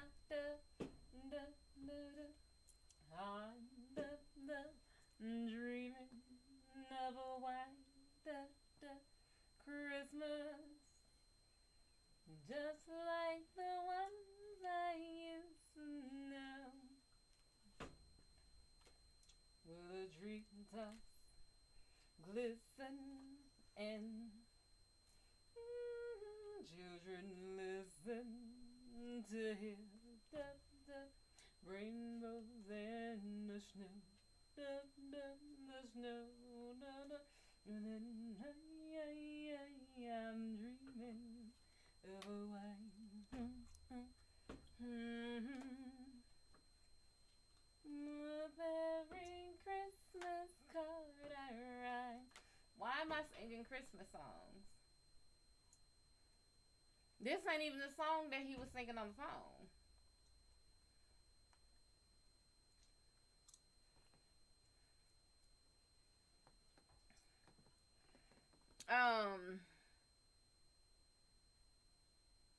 You're done? Okay. What's going on, honey? Christmas in July. Look here. That ain't ever gonna make sense to me. Unless they're trying to go with the fact that I think Jesus' real birthday is supposed to be in June or July. That's the only thing that makes sense to me. Because Jesus was not born December 25th.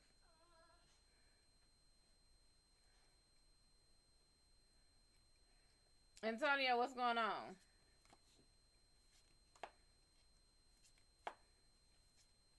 Like when they went by where everything were, there was no way you would see any of that in December. You only see that in like the summer months, hence like June, July. Gypsy, welcome, honey.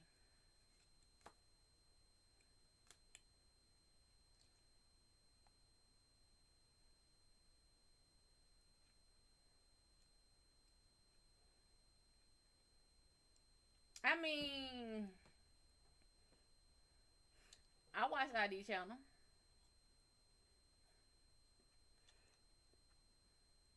And, well, Christmas is all year round with my mama. Don't matter. What is this song? Because, honey, this song had me just... Nah, it's the... They call me backdoor Santa. I make my runs about the break of day. They call me backdoor Santa. I make my runs about the break of day. Baby, when you listen to that song, it's like... I keep all the little girls happy while the boys are out to play. It's like, oh, you what now? Santa came down the chimney at 3:30 with all the pretty presents for my baby and me. They called me. Oh, honey, wait a minute. Y'all think I'm bullshit? Hold on. I keep some change in my pocket in case the kids are at home. I give them a few pennies so that we can be alone. I leave the back door open so if anybody smells a mouse, 'cause wouldn't no Santa be in trouble if there ain't no children in the house. They call me backdoor Santa. Boy, I'm like backdoor Santa was a hoe. Oh my God. Hold on. Oh, Miss Scorpio, what's going on? When I tell you, think I'm bullshitting. Hold on. Y'all think I'm playing. And I'm about to be all in this. So if you don't like it, oh well.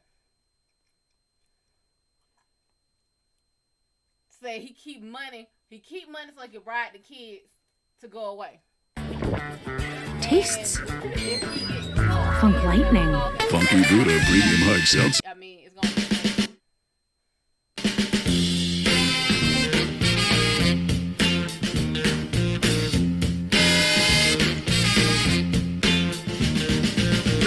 Backdoor Santa, I make my runs about the break of day. They call me Backdoor Santa, I make my runs about the break of day. Oh, oh, oh. I make all the little girls happy while the boys are out to play. Look at here. I ain't like old Saint Nick. He don't come but once a year. Oh, oh, oh, oh. I ain't like old Saint Nick. He don't come but once a year. But look at here. I come running with my presents every time you call me dear. Look at here. I keep some change in my pocket in case the children at home. Give them a few pennies so that we can be alone. I leave the back door open so if anybody smells a mouse, and would no Santa be in trouble if ain't no chimney in the house. They call me Backdoor Santa. I make my runs about the break of day. Look at here. I make all the little girls happy while the boys are out to play. That's what they call me, Backdoor Santa. That's what they call me. They call me Backdoor Santa. That's what all the girls call me. I give them all the presents. That's what they call me. They call me Backdoor Santa. And I like them to call me that. They call me Backdoor Santa. And I like it.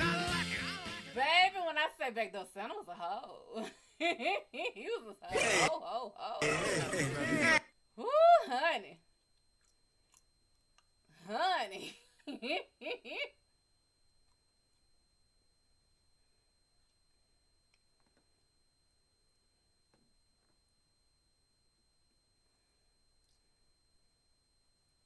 mean, he flat out told him,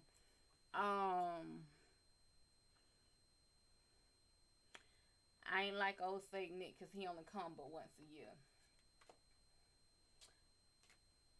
I come anytime you call me near. Backdoor Santa be creeping. Nisha, what's going on? Wanda, what's going on, baby?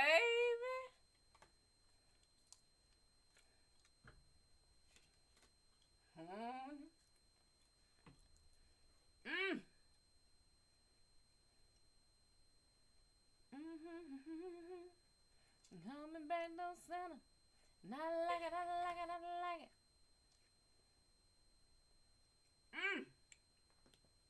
Go ahead, Backdoor Santa. I like it. Does anyone have any more questions? Or shall we move on to part 4?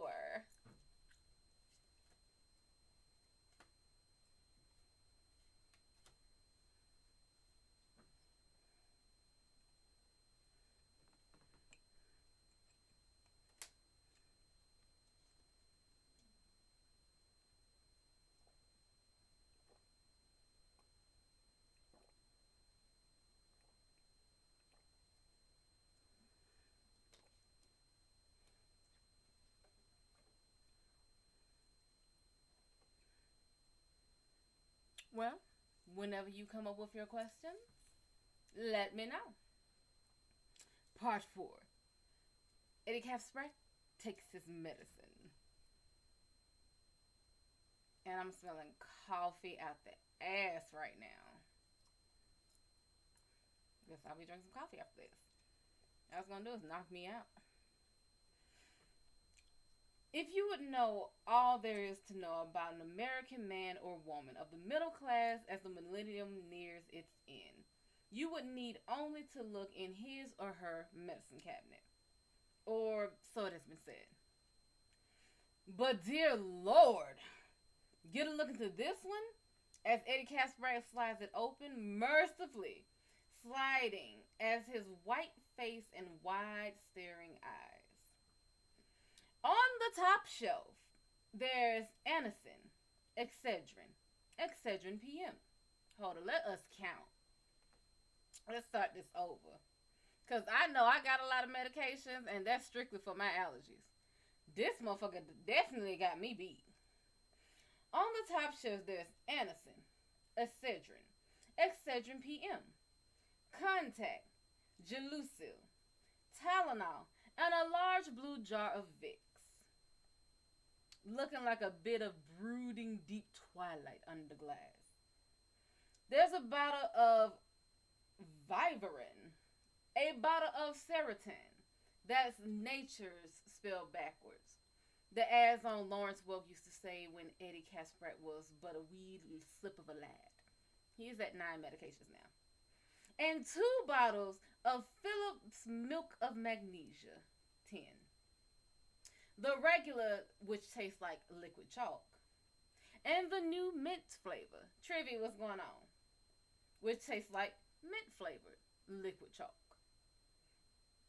Here is a large bottle of Rolaids standing charmingly close to a large bottle of Tums. The Tums are standing next to a large bottle of orange flavored Digel tablets. The 3 of them look like a trio of strange piggy banks stuffed with pills instead of dimes. This is all on the top shelf. This is 10 bottles. The second shelf. And dig the vitamins. You got your E, your C with rose hips. You got B simple and B complex and B12. There's L-lysine, which is supposed to do something about those embarrassing skin problems. Oh, he got herpes, which is cold sores. So if you get cold sores and stuff, take L-lysine. I think it's L-arginine. Arginine flares it up. L-lysine calms it down. And lecithin, which is supposed to do something about those embarrassing cholesterol buildup and around the big pump. There's iron, calcium, and cod liver oil. We are at 11. There's one-a-day multiples, Myadec multiples, Centrum multiples, and sitting on top of the cabinet itself is a gigantic bottle of Geritol. Just for good measure. That's 15. Moving right along to Eddie's third shelf. We're at 25. We find the utility infielders of the patent medicine world. X-Lax. Carter's Little Pills. Those 2 kept Eddie Caspray moving the mail. Taking a shit, for those of you who didn't understand that one. Kept him regular. Here nearby is Kaopectate, Pepto-Bismol, and Preparation H, in case the mail moves too fast or too painfully.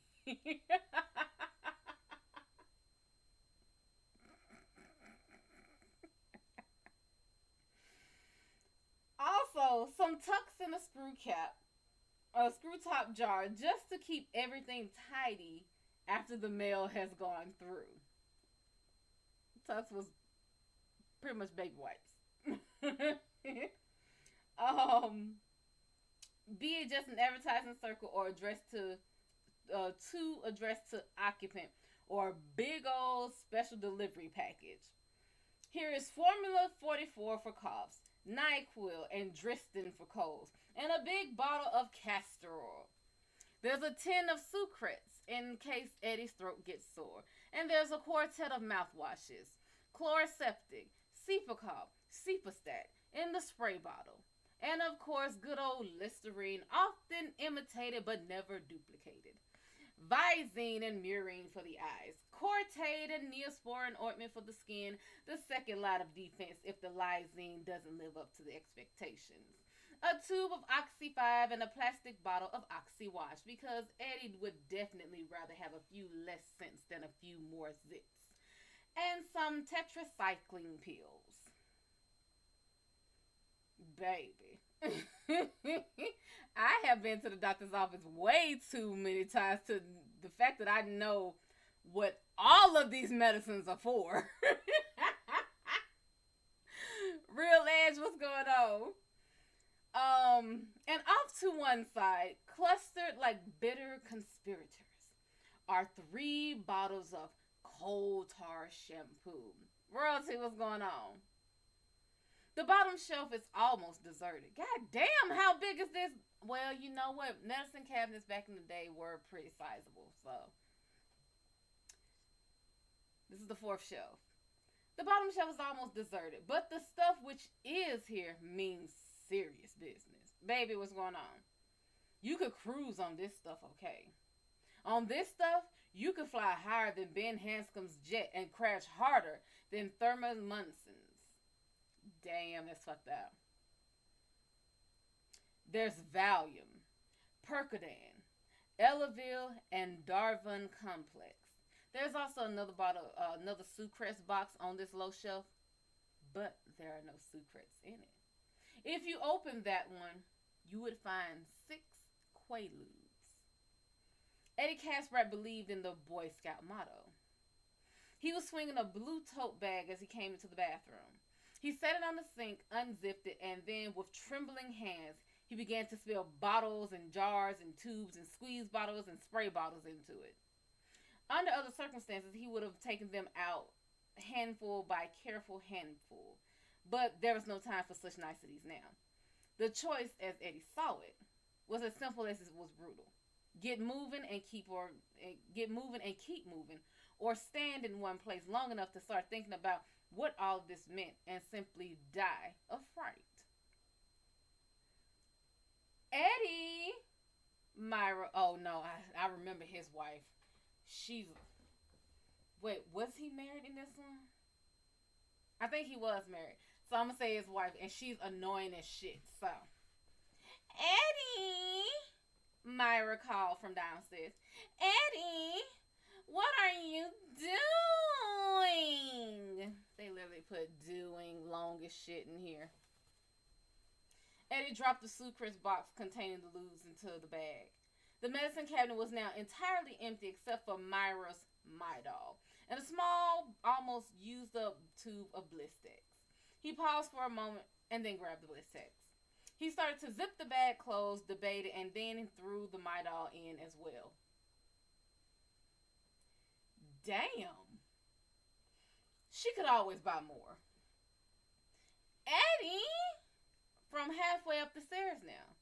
Eddie zipped the bag the rest of the way closed and then left the bathroom, swinging it by his side. He was a short man with a timid, rabbity sort of face. Much of his hair was gone. Oh, wow. They made him way too cute in the show then. Much of his hair was gone. What was left grew in listless, piebald patches. The weight of the bag pulled him noticeably to one side. An extremely large woman was climbing slowly to the second floor. Eddie could hear the stairs creak protestingly under her weight. What are you doing? Eddie did not need a shrink to tell him that he had, in a sense, married his mother. Myra Casbrack was huge. She had only been big when Eddie married her 5 years ago. But he sometimes thought his subconscious had seen the potential for hugeness in her. God knew his own mother had been a whopper. And she looked somehow more huge than ever as she reached the second floor landing. She was wearing a white nightgown which swelled cumber-like at bosom and hip. Her face, devoid of makeup, was white and shiny. She looked badly frightened. I have to go away for a while, Eddie said. What do you mean? You have to go away? What was that telephone call? Nothing, he said, fleeing abruptly down the hallway to their walk-in closet. He pulled the tote bag down, opened the closet's fold-back door, and raked aside the half-dozen identical black suits which hung there, as conspicuous as a thundercloud among the other more brightly colored clothes. He always wore one of the black suits when he was working. He bent into the closet smelling mothballs and wool, and pulled out one of the suitcases from the back. He opened it and began throwing clothes in.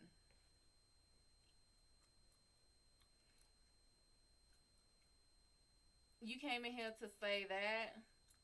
Shut your mama up, bitch.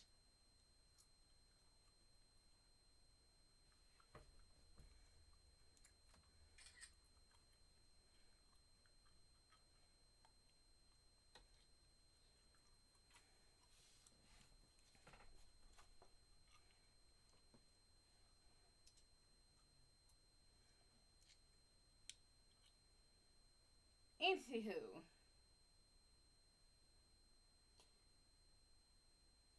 he opened it and began throwing clothes in.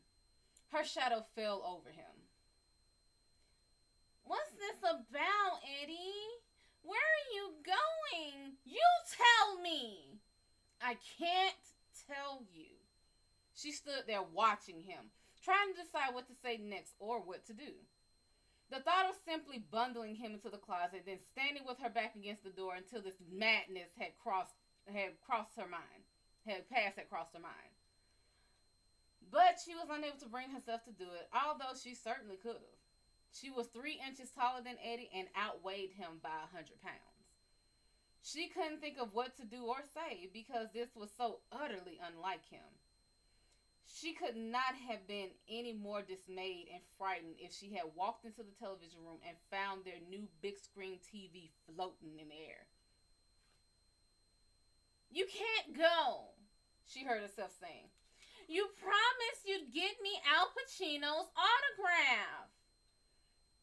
Michonne, what's going on? It was an absurdity. God knew it was, but at this point, even an absurdity was better than nothing. You'll still get it, Eddie said. You'll have to drive him yourself. Oh, there was a new terror to join those already circling in her poor dazzled head. She uttered a small scream. I can't! I never... You'll have to, he said. He was examining his shoes now. There's no one else. Neither of my uniforms fit anymore. They're too tight in the tits. Have Dolores let one of them out, he said implacably.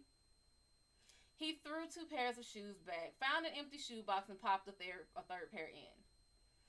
Good black shoes, plenty of use left in them, but looking just a bit too worn to wear on the job. When you drove rich people around in New York for a living, many of them famous rich people, everything had to look just right. Loved what's going on. These shoes no longer looked just right, but he supposed they would do for where he was going and for whatever he might have to do when he got there. Maybe Richard Tozer would.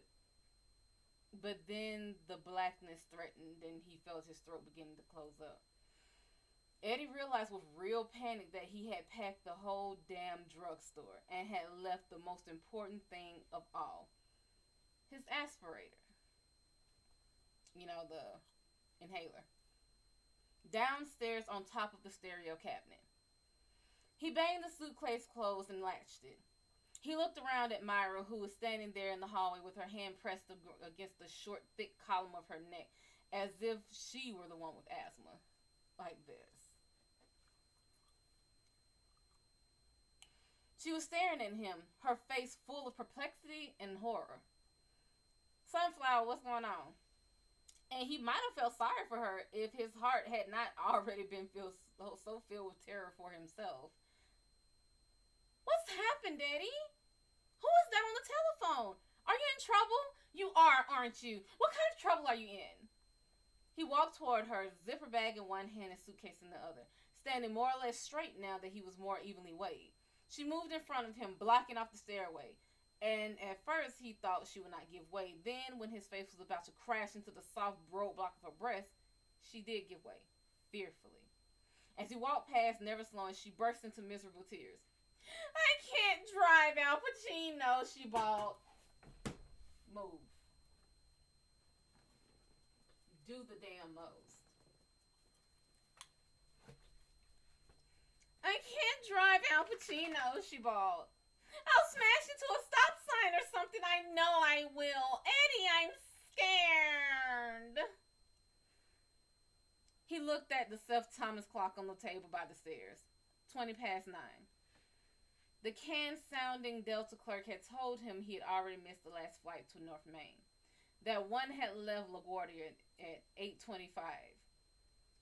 He had called Amtrak and discovered there was a late train to Boston, departing Penn Station at 11:30. It would drop him off at South Station, where he could take a cab to the offices of Cape Cod Limousine on Arlington Street. Cape Cod and Eddie's company, Royal Crest, had worked out a useful and friendly reciprocal arrangement over the years. A quick call to Butch Carrington in Boston had taken care of his transportation north. Butch said he would have a Cadillac limo gas and ready for him. So he would go in style, with no pain-in-the-ass client sitting in the back seat, stinking up the air with a big cigar and asking if Eddie knew where he could score abroad for a few grams of coke or both. Going in style, all right, he thought.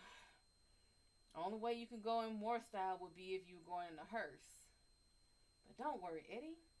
That's probably how you'll come back. If there's enough of you left to pick up, that is. Eddie! 9:20. Plenty of time to talk to her, plenty of time to be kind. But it would have been so much better if this had been her whist night. If he could have just slipped out, leaving a note under one of the magnets on the refrigerator door was where he left all of his notes for Myra. Because there, she never missed them. It's fucked up. Leaving that way, like a fugitive, would not have been good, but this was even worse. This was like having to leave home all over again. And that had been so hard. He'd had to do it 3 times. Sometimes home is where the heart is. What's going on, Nikki? Eddie thought randomly. I believe that. Old Bobby Frost said home's the place where when you have to go there, they have to take you in. Unfortunately, it's also the place where once you're in there, they don't ever want you to let go. Or they don't ever want to let you out. He stood at the head of the stairs, forward motion temporarily spent, filled with fear, breath wheezing noisily in and out of the pinhole his throat had become, and regarded. Come on downstairs with me and I'll tell you what I can, he said. Eddie put his 2 bags, clothes in one, medicine in the other, by the door in the front hall. He remembered something else then, or rather the ghost of his mother, who had been dead many years but who still spoke frequently in his mind, remembered for him. You know, when your feet get wet, you always get a cold, Eddie. You're not like other people. You have a very weak immune system. You have to be very careful. That's why you must always wear your rubbers when it rains. It rained a lot in Derry. Eddie opened the front hall closet, got his rubbers off the hook, rubbers being galoshes, and the rain jacket, where they hung neatly in a plastic bag, and put them in his suitcase, in his closed suitcase. That's a good boy, Eddie. He and Myra had been watching TV when the shit hit the fan. Eddie went into the television room and pushed the button which lowered the screen. Is he going to pick up his damn inhaler? Shit. Which lowered the screen of the Eurovision TV. Its screen was so big that it made Freeman McNeil look like a visitor from Brobdingnag on Sunday afternoons. He picked up the telephone and called a taxi. The dispatcher told him it would probably be 15 minutes. Eddie said that was no problem.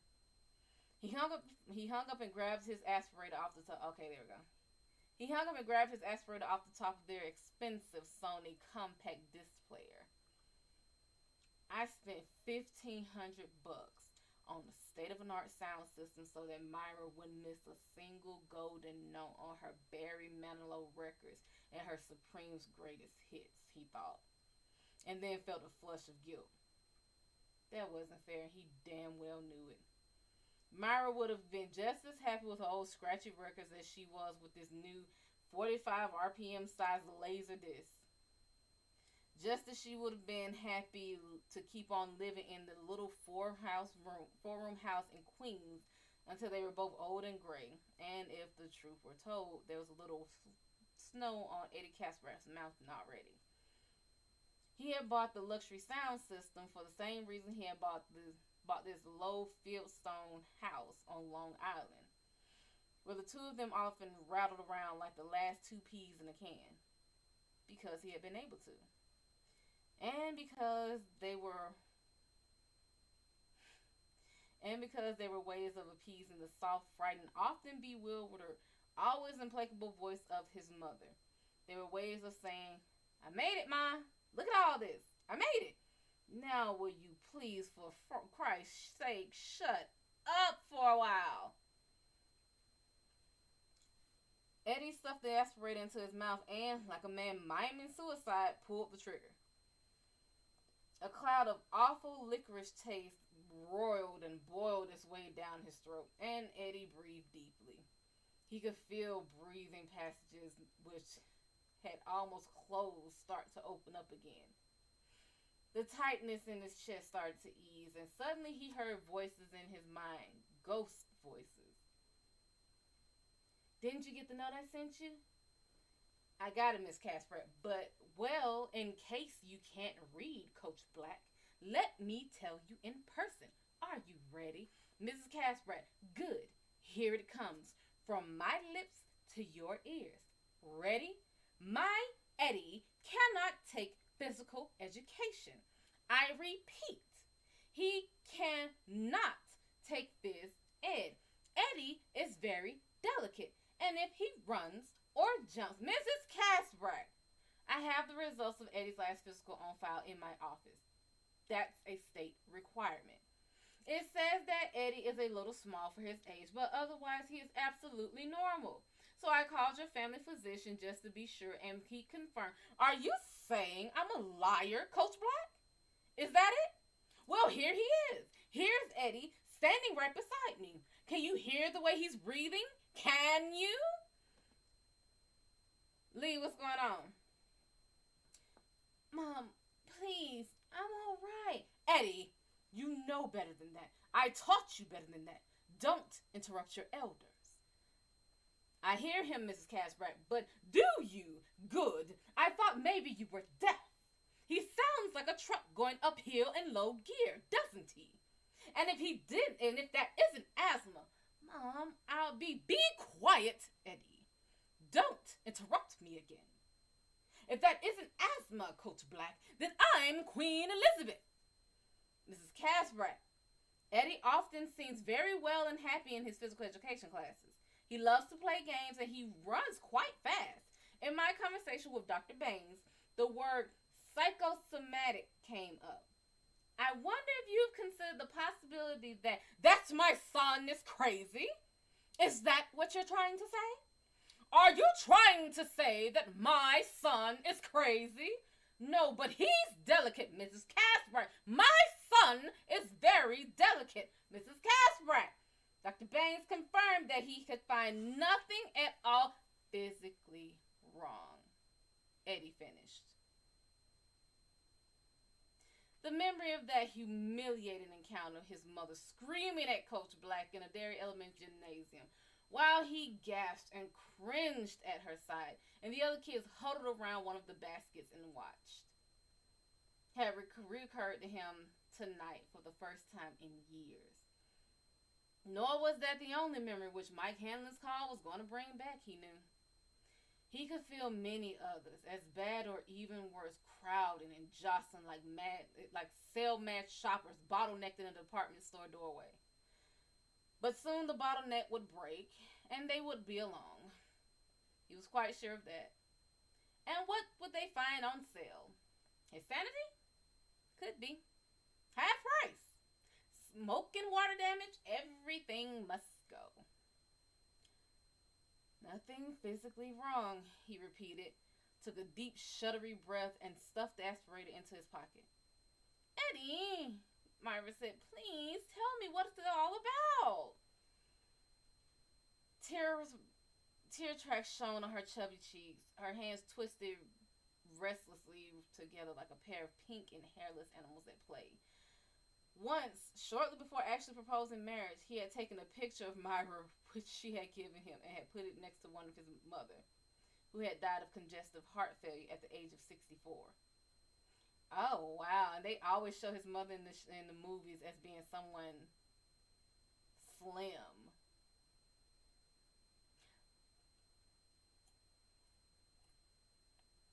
In the old one? No, in the old one, they show her being slim. So they did her justice in the new one. At the time of her death, oh shit. At the time of her death, Eddie's mother had topped the scales at over 400 pounds. 406 to be exact. She had become something nearly monstrous by then. Her body had seemed nothing more than boobs and butt and belly, all overtopped by her pasty, perpetually dismayed face. But the picture of her, which he put up next to Myra's picture, had been taken in 1944, 2 years before he had been born. India, what's going on? You were a very sickly baby, the ghost mom now whispered in his ear. Many times we despaired of your life. In 1944, his mom had been a relatively svelte 180 pounds. Okay, so that's what they're doing. It takes her old image. It takes her old image. The new, it takes the way she actually looked at the end. Okay. He made that comparison, he supposed, in a last-ditch effort to stop himself from committing psychological incest. He looked from mother to Myra and back again to mother. They could have been sisters. The resemblance was that close. Eddie looked at the two nearly identical pictures and promised himself he would never do anything this crazy. He knew that the boys at work were already making jokes about Jack Spat and his wife, but they didn't know the half of it. Pharaoh, what's going on? The jokes and snide remarks he could take, but did he really want to be a clown in such a Freudian circus as this? No, he did not. He would break it off with Myra. He would let her down gently because she was really very sweet and had even less experience with men than he had with women. And then, after she had finally sailed over the horizon of his life, he could maybe take those tennis lessons he'd been thinking of for such a long time. Eddie often seems very well and happy in his physical education classes. Or there were the pool memberships they were selling at the UN Plaza. Eddie loves to play games. Not to mention that health club which had opened up on 3rd Avenue across from the garage. Eddie runs quite fast. He runs quite fast when you're not here. He runs quite fast when there's no one around to remind him how delicate he is. And I see in his face, Mrs. Casper, that he knows even now that at the age of 9, he knows that the biggest favor in the world he can do to himself would be to run fast in any direction. You're not going to let him go, Mr. Casper. Let him run. But in the end, he had married Myra anyway. In the end, the old ways and the old habits had simply been too strong. Home was the place where when you have nowhere to go, they have to chain you up. Oh, he might have beaten his mother's ghost. It would have been hard, but he was quite sure he could have done that much if that had been all which needed doing. It was Myra herself who had ended up tipping the scales away from independence. Myra had condemned him with solicitude, had nailed him with concern, had chained him with sweetness. Myra, like his mother, had reached the final fatal insight into his character. Eddie was all the more delicate because he sometimes suspected he was not delicate at all. Eddie needed to be protected from his own dim intimations. Okay. Intimations of possible bravery.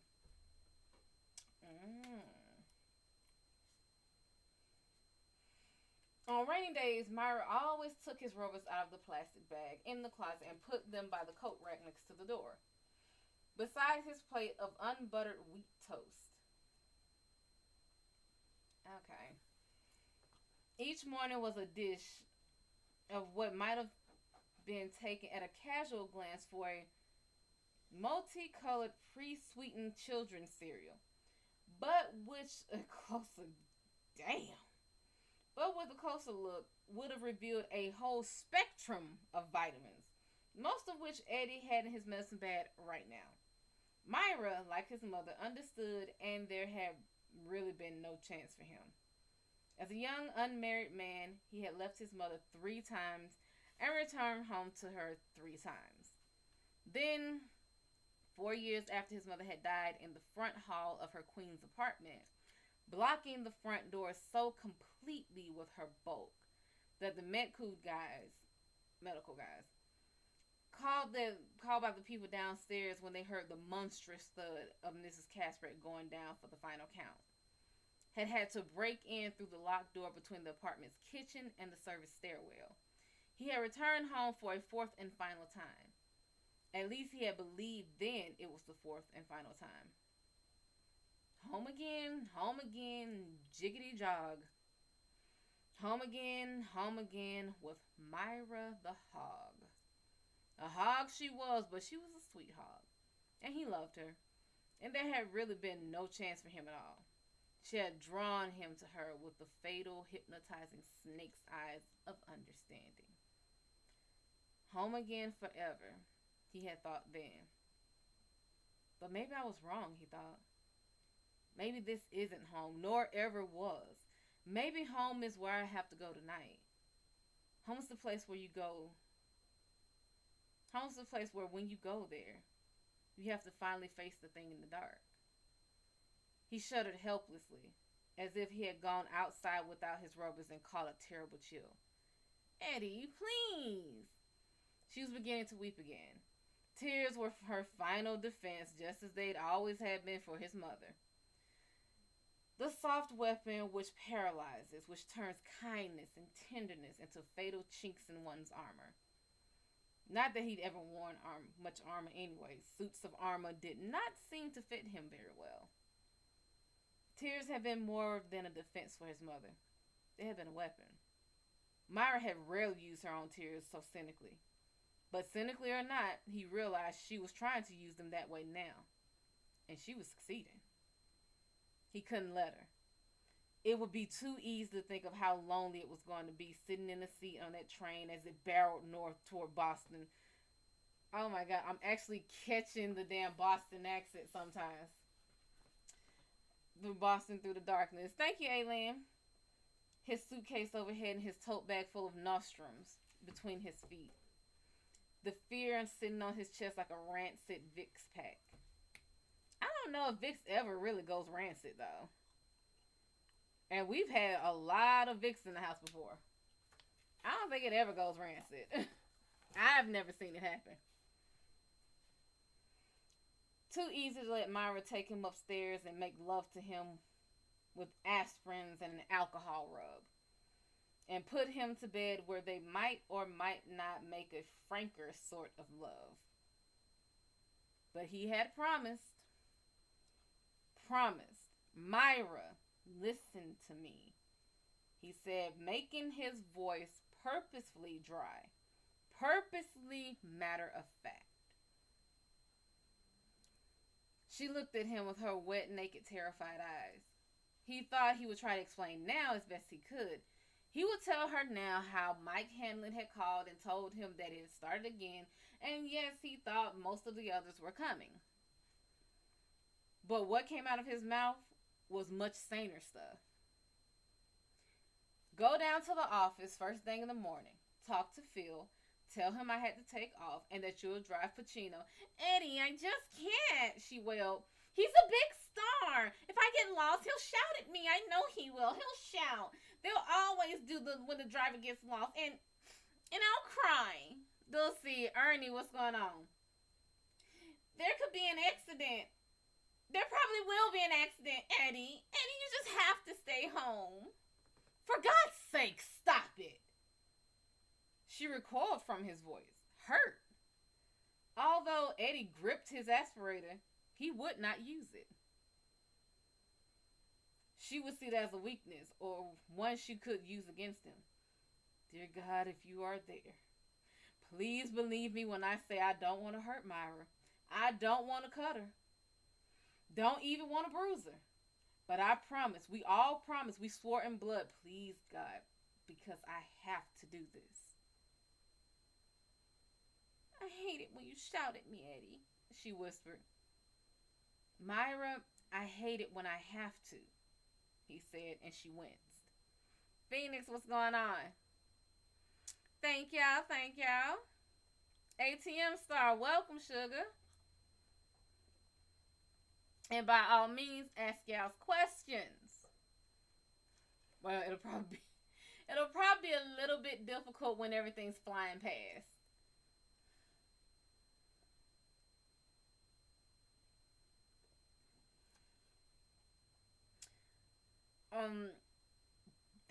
And she went, there you go, Eddie. You heard her again. Why don't you just punch her around the room a few times? That'd probably be kinder and quicker. Suddenly, probably it was the thought of punching someone around the room which caused the image to come. He saw the face of Henry Bowers. It was the first time he thought of Bowers in years, and it did nothing for his peace of mind.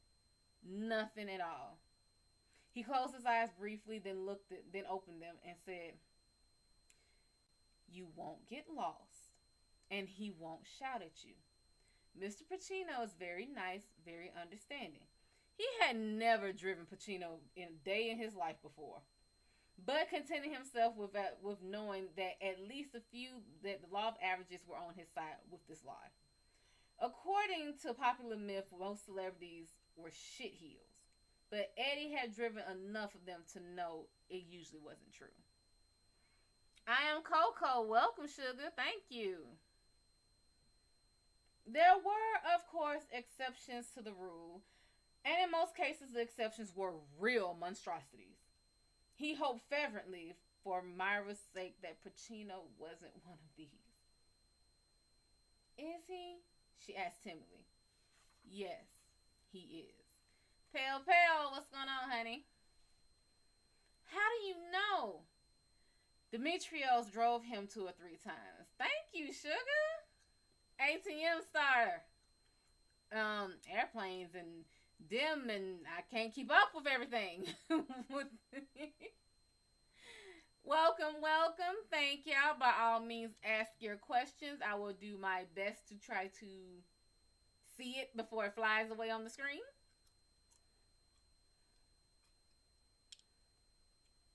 Demetrios drove him 2 or 3 times when he had worked at Manhattan Limousine, Eddie said glibly. He said Mr. Pacino always tipped him at least $50. I wouldn't care if he only tipped me 50 cents, as long as he didn't shout at me. Myra, it's all as easy as 1, 2, 3.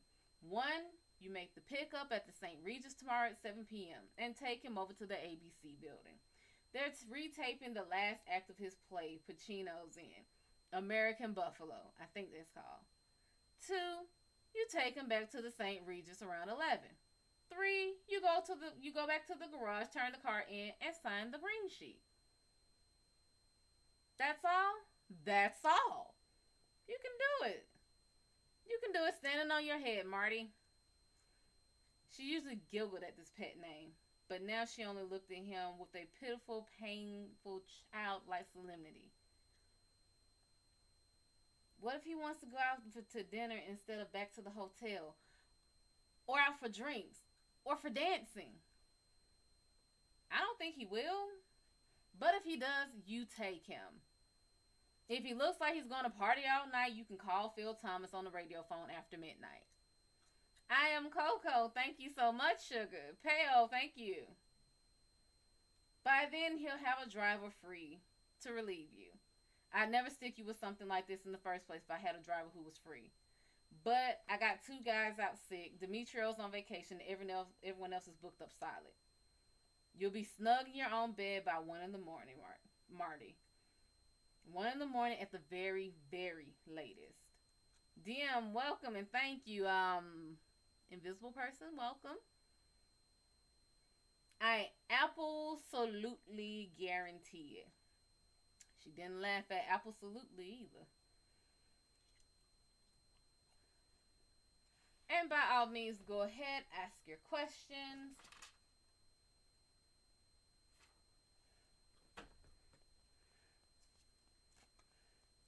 They made his wife out to be something completely different. This is why I like reading the books. Because if you saw both movies, you saw just how wretched they made his wives turn out to be. And they're actually not that bad. G. Rolu, what's going on?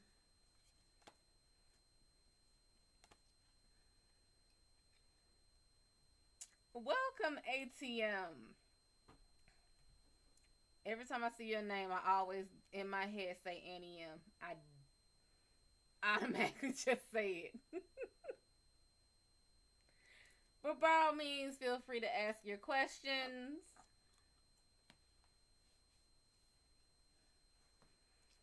It's like, Eddie M. And the whole scene from Wizard of Oz starts playing.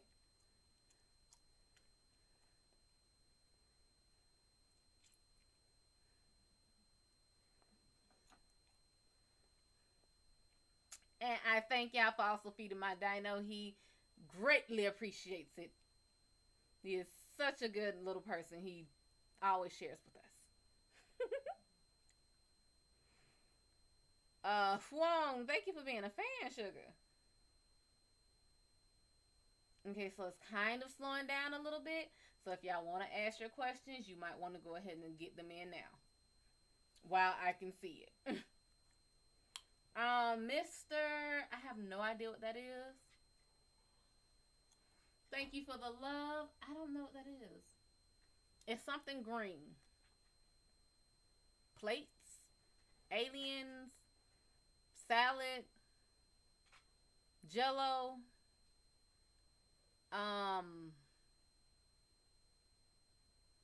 7-Up cake. I don't know what it is.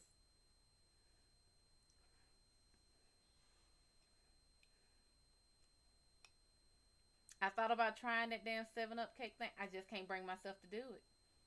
I can't bring myself to do it. Okay, it's a salad, ain't it? Okay, let me do the emoji. Let me see. I think that's salad. Mr. Salad. Okay, that's what we're going to call it. Mr. Salad. Really like salad. Okay.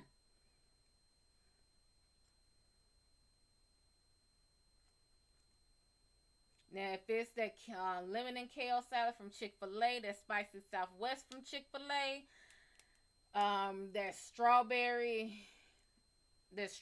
salad from Wendy's, there's strawberry salad from Longhorn. Yeah. Other than that, ain't too many places salads that I'll eat. Lord, I think that's garlic. Why's all these food people coming in here? Now y'all make me want to go in there and cook. Knowing damn well I don't need to be cooking right now.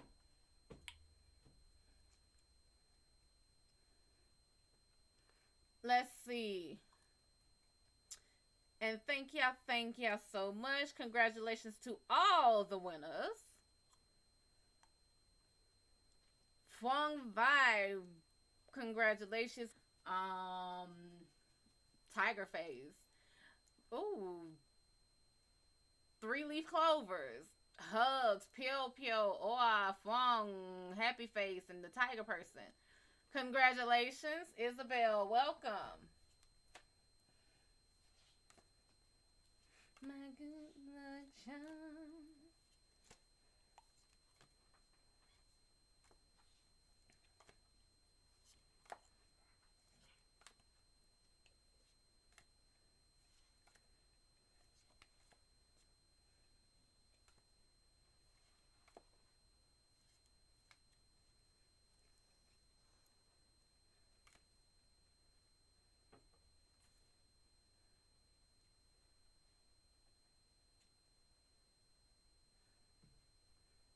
So go ahead, ask your questions, and then I guess I will finish Eddie's part tonight. And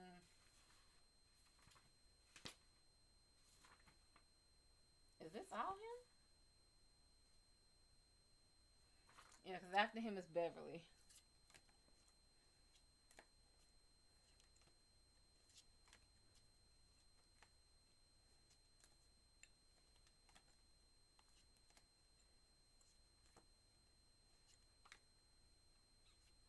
Still my little girl, Bevy? Hell no! Pow!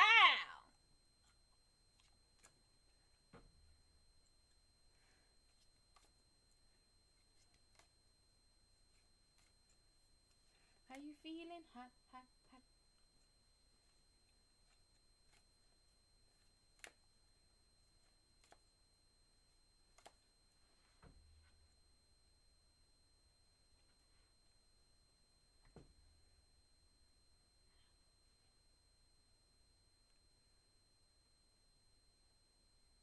All right. By all means, let me know. He cleared his throat and leaned forward, elbows on his knees. Instantly, the ghost mom whispered, "Don't sit that way, Eddie. It's bad for your posture and it cramps your lungs. You have very delicate lungs."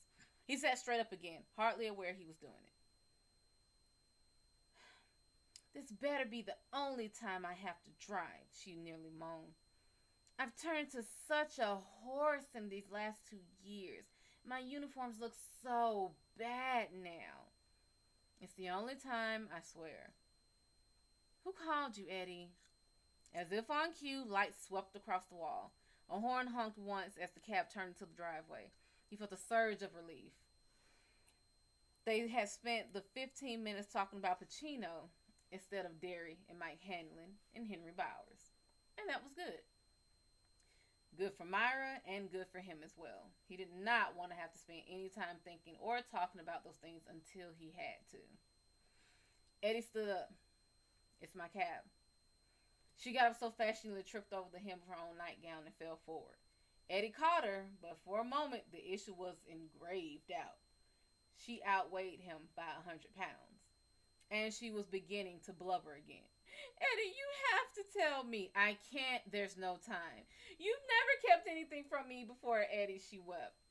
"And I'm not now. Not really. I don't remember it all.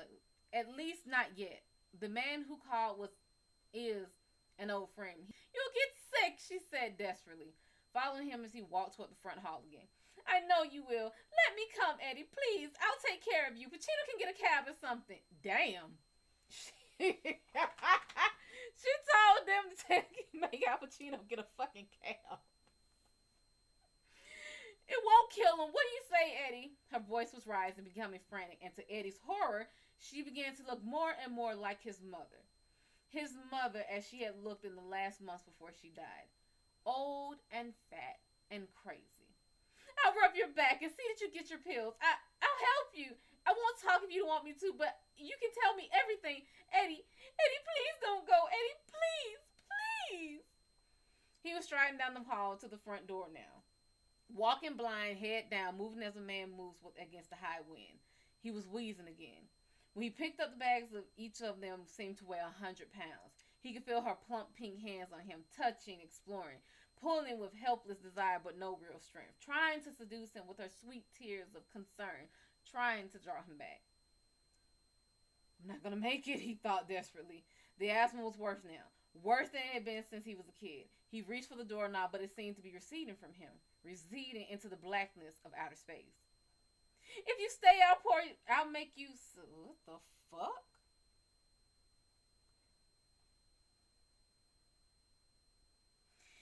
If you stay, I'll make you a sour cream coffee cake.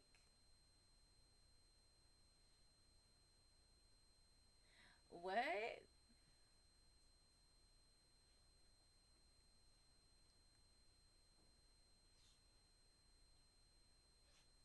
What the fuck?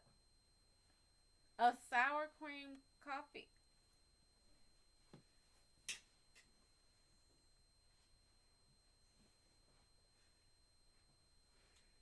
Oh my damn.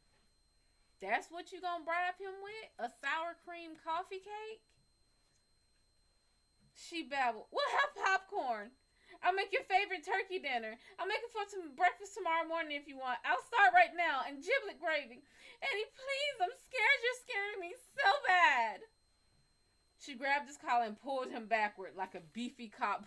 I could just see this now. She snatched him. ID channel, what's going on?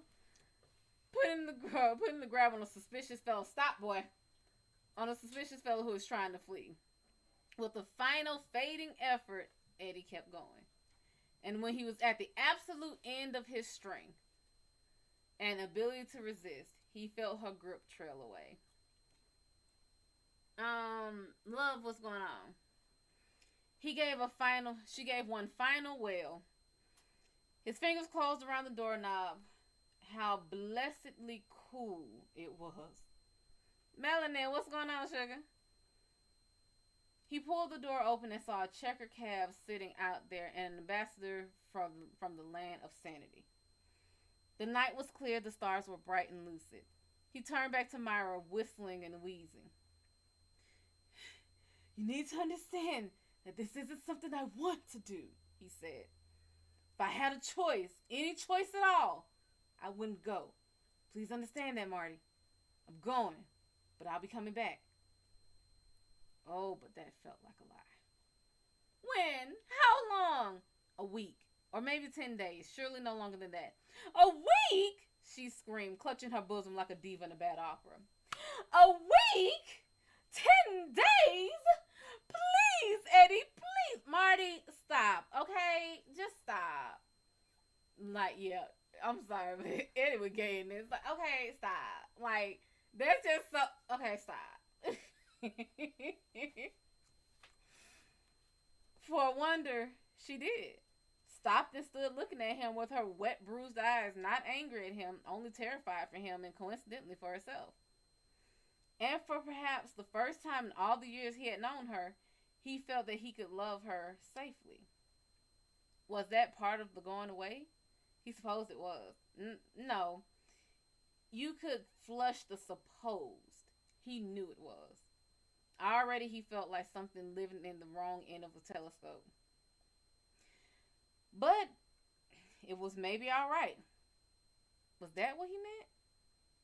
That he had finally decided it was alright to love her? That was alright even though she looked like his mother when his mother had been younger? And even though she ate brownies in bed while watching Hardcastle and McCormick or Falcon Crest? And the crumbs always got on his side, and even though she wasn't all that bright, and even though she understood and condoned his remedies in the medicine cabinet because she kept her own refrigerator. Oh, she kept her own in the refrigerator. Melanin, thank you, sugar. Or was it, could it be that these other ideas were all things he had considered in one way or another at one time or another during his oddly entwined lives as a son and a lover and a husband now, on the one point of leaving home for what it felt like the absolute last time, a new possibility came to him. and startled wonder brushed him like the wing of some large bird. Could it be that Myra was even more frightened than he was? Could it be that his mother had been? Another daring moment came shooting up from his subconscious like a balefully fizzing firework. There had been a shoe store downtown on Center Street, the Shoe Boat. The mother had taken him there one day. He thought he could have been no more than 5 or 6, and he told him to sit still and be good while she got a pair of white pumps for a wedding. So he sat still and was good while his mother talked with Mr. Gardner, who was one of the shoe clerks. But he was only 5 or maybe 6. And after his mother had rejected the 3rd pair of white pumps Mr. Gardner showed her, Eddie got bored and walked over to the far corner to look at something he had spotted there. At first, he thought it was just a big crate standing on end. When he got closer, he decided it was some kind of desk. But it was sure as the kookiest desk he'd ever seen. It was so narrow. It was made of bright polished wood with lots of curvy inlaid lines and carved do-jiggers in it. Also, there was a little flight of 3 stairs leading up to it, and he had never seen a desk with stairs. When he got right up to it, he saw that there was a slot at the bottom of the desk thing, a button on one side, and on top of it, entrancing, was something that looked exactly like Captain Video's space scope. Eddie walked around to the other side, and there was a sign. He must have been at least 6 because he had been able to read it, softly whispering each word out loud. Do your shoes fit right? Check and see. He went back around, climbed the 3 steps to the little platform, and then stuck his foot into the slot at the bottom of the shoe checker. Did his shoes fit right? Eddie didn't know, but he was wild to check and see. He socked his face into the rubber-faced guard and thumbed the button. Green light flooded his eyes. Eddie gasped. He could see a foot floating inside a shoe with green smoke. He wiggled his toes, and the toes he was looking at wiggled right back. They were his, all right, just as he had suspected. And then he realized it was not just his toes he could see. He could see his bones, too.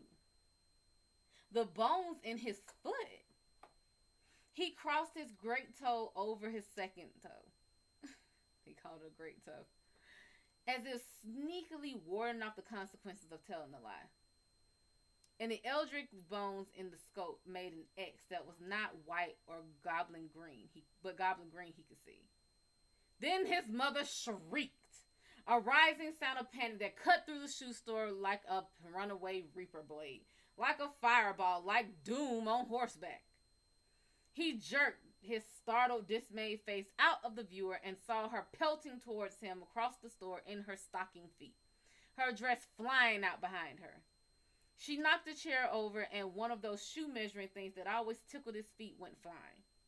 Her bosom heaved, her mouth was a scarlet O of horror. Faces turned to follow her progress. Eddie, get off of there! Get off! Those machines give you cancer! Get off of there! Eddie! Eddie! I'm sorry, if somebody need to take their child away from her. Her ass don't need no type of children at all.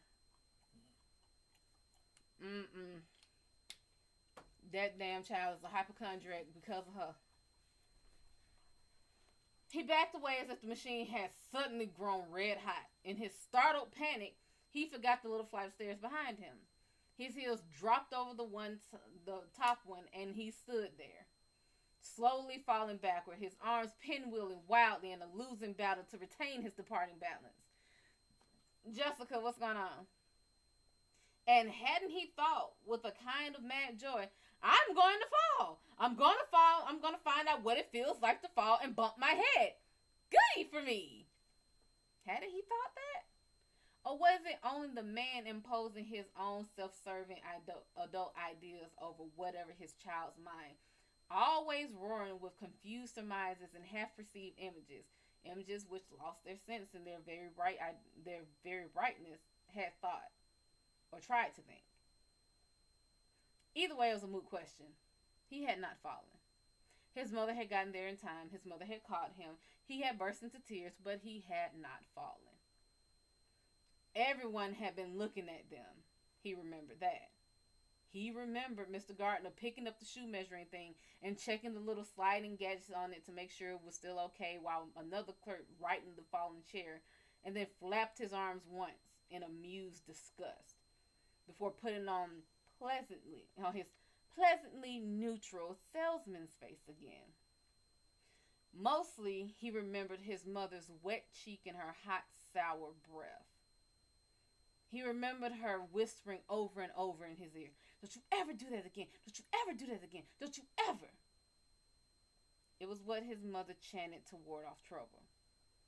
She had chanted the same thing a year earlier when she discovered the babysitter had taken Eddie to the public pool in Dairy Park one stiflingly hot summer day. This had been when the polio scare of the early 50s was just beginning to wind down. She had dragged him out of the pool, telling him he must never do that. Never, never. And all the kids had looked as all the clerks and customers were looking now. And her breath had that same sour tang.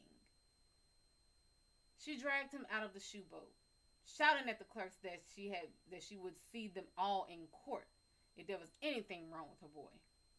Eddie's terrified tears had continued off and on for the rest of the morning, and his asthma had been particularly bad all day. That night he had lain awake for hours past the time he was usually asleep, wondering exactly what cancer was, if it was worse than polio, if it killed you, how long it took if it did, and how bad it did hurt if you died. He also wondered if he would go to hell afterward. The threat had been serious. He knew that much. She had been so scared. That was all he knew. So terrified. "Marty," he said across this gulf of years, "would you give me a kiss?" She kissed him and hugged him so tightly while she was doing it that the bones in his back groaned. If we were in water, he thought, she'd drown us both. If she's a big woman, y'all would bounce. Or y'all would float. They all float. "Don't be afraid," he whispered in her ear. "I can't help it," she wailed. "I know," he said, and realized that even though she was hugging him with rib-breaking tightness, his asthma had ceased.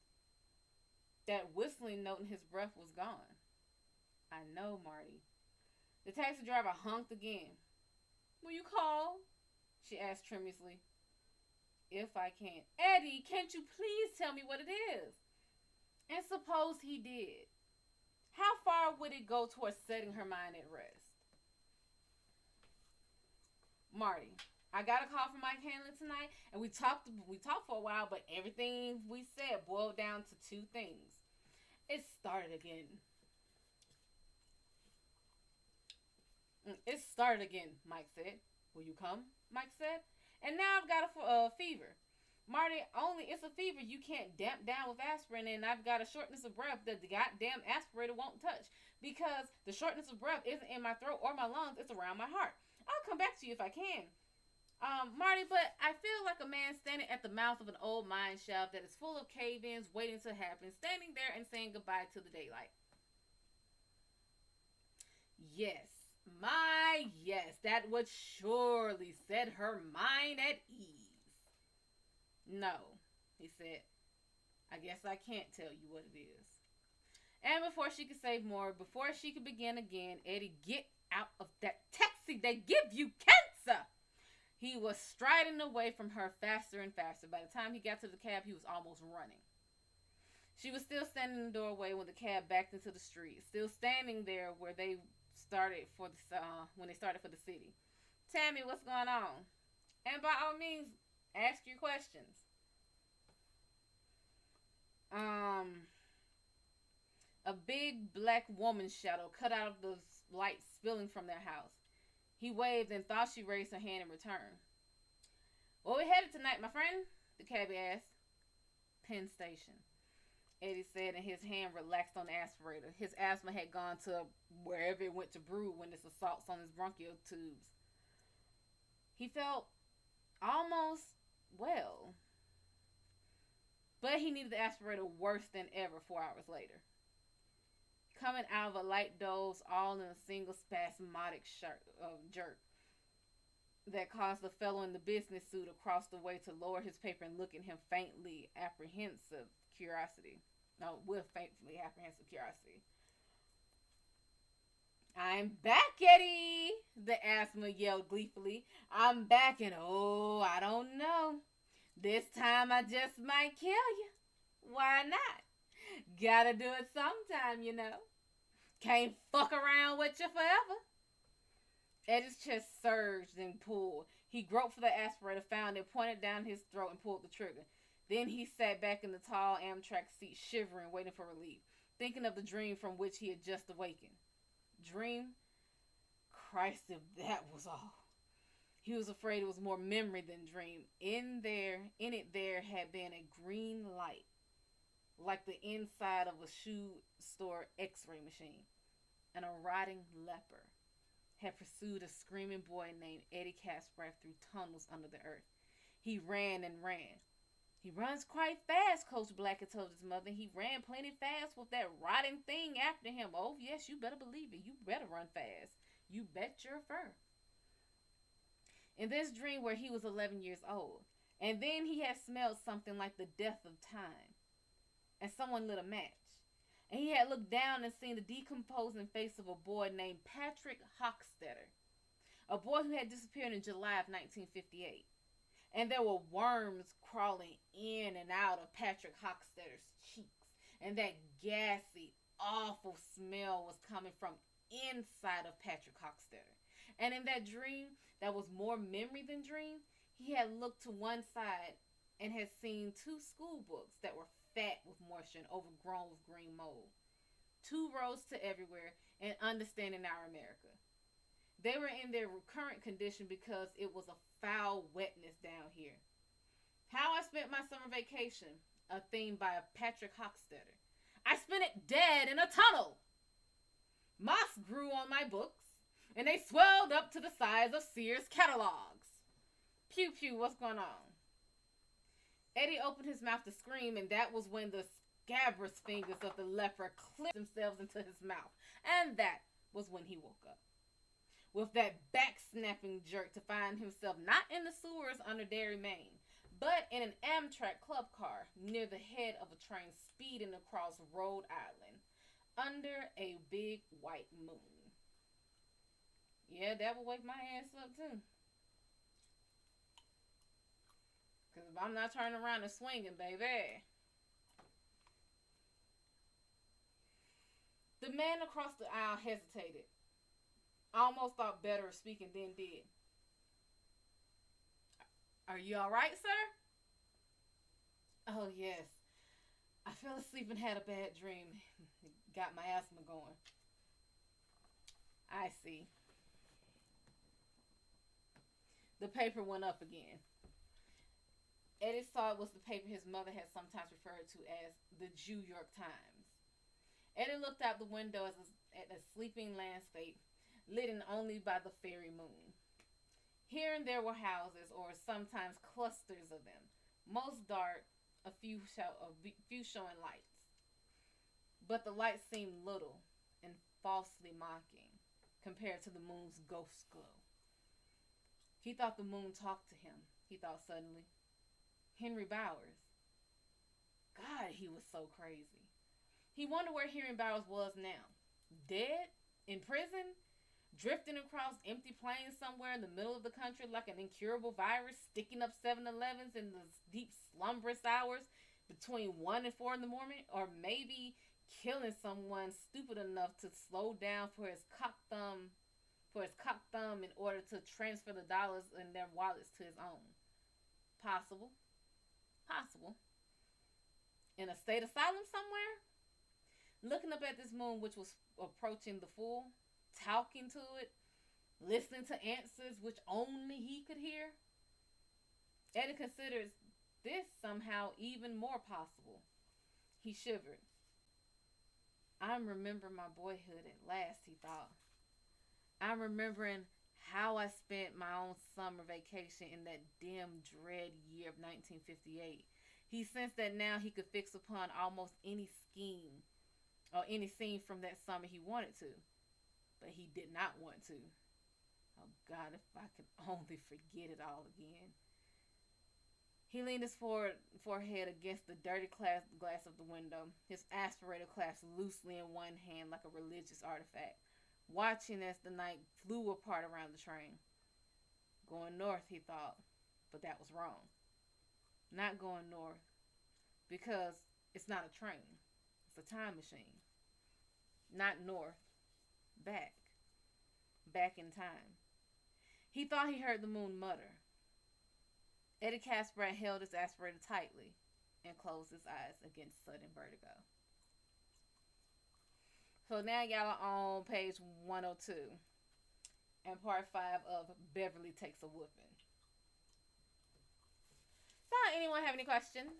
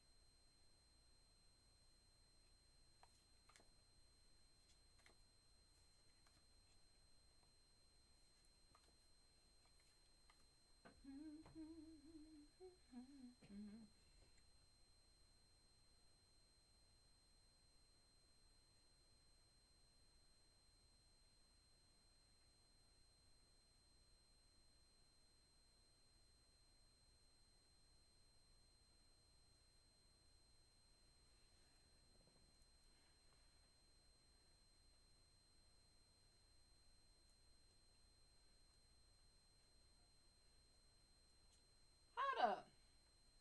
Why I get called a psychopath? Wait a damn minute.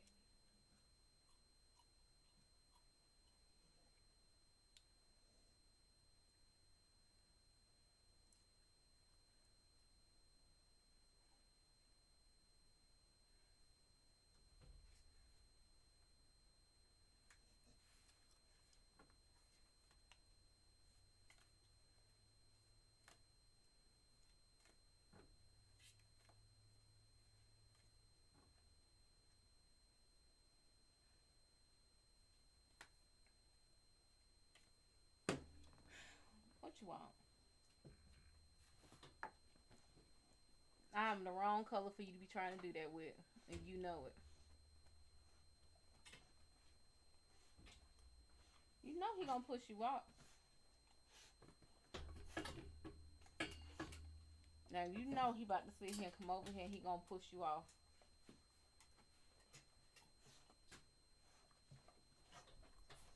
I tried to tell you.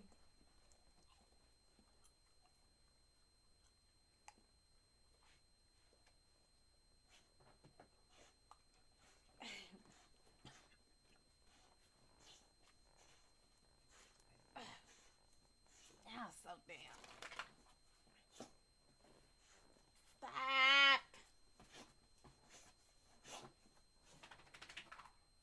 Get down.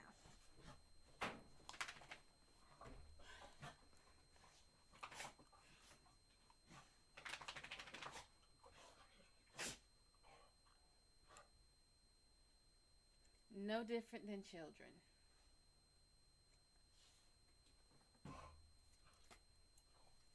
Okay. Anyone have any questions?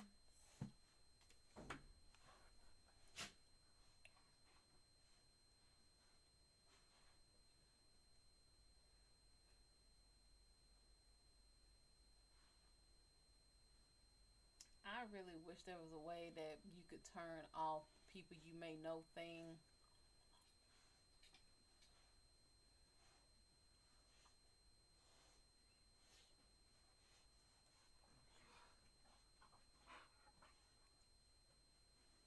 Well, they're entertaining themselves now. Boss chick, what's going on?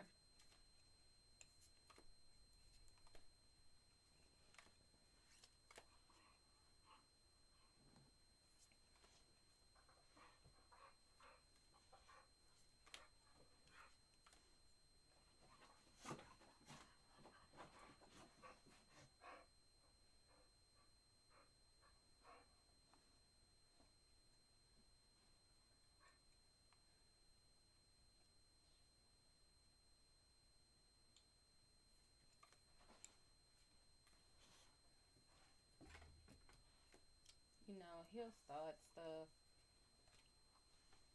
Be very clear that it's him that started it. And then after he started his hell and she's responded, he runs over to me like, "Ma, ma, she's fighting me."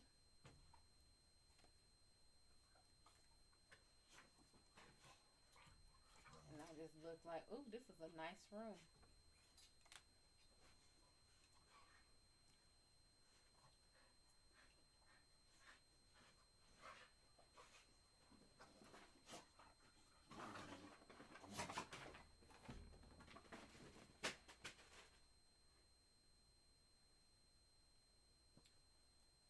I figured by now they would not, don't come over here. I knew you was gonna knock it over.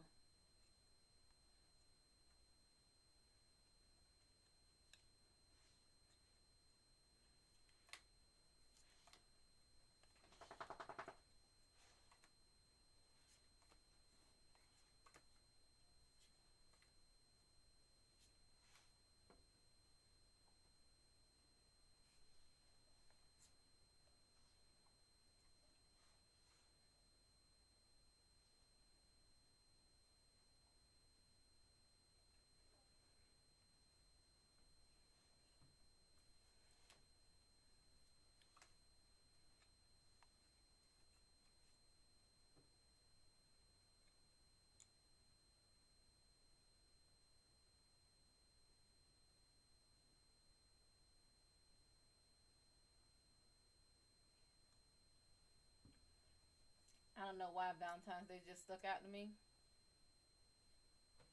What's up with Valentine's Day?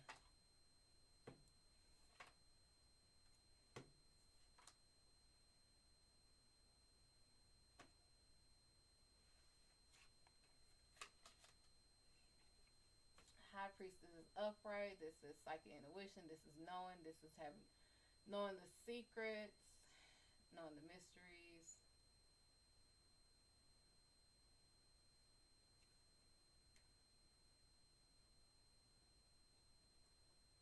Ulaloom. Ulaloom is the one that walked with him in the dark, and then he started. She kept telling him to turn back because he wasn't ready to remember.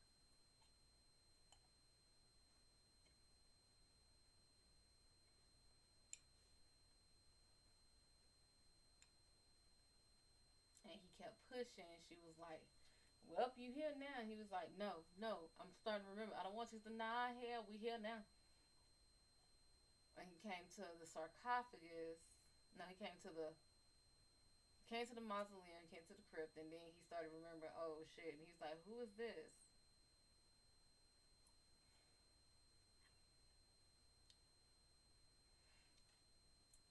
The star, love, wish fulfillment.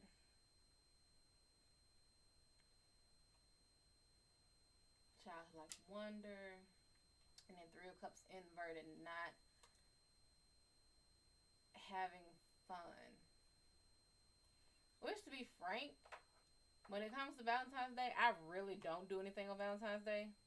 At least not with other people.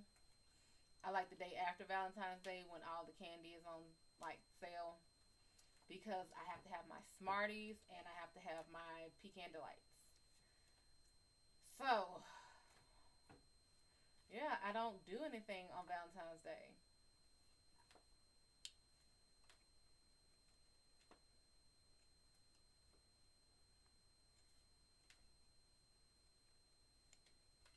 So why is that the thing that's suddenly popping out to me?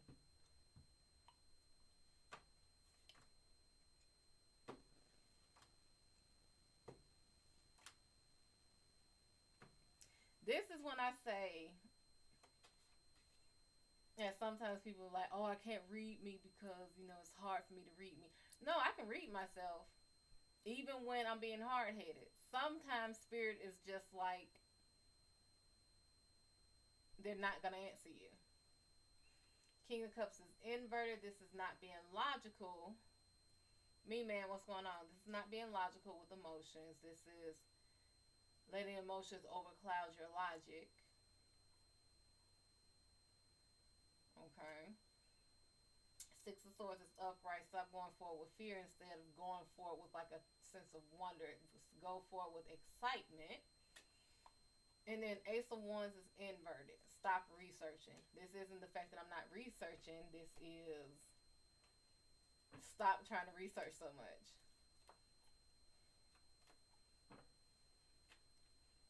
Just pick some shit and do it. Okay. Am I supposed to do that this the Valentine's that's coming up? Apparently I am. So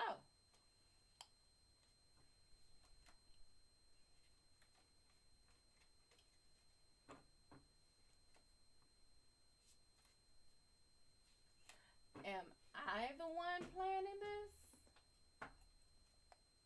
Okay, I'm the one planning it. Okay.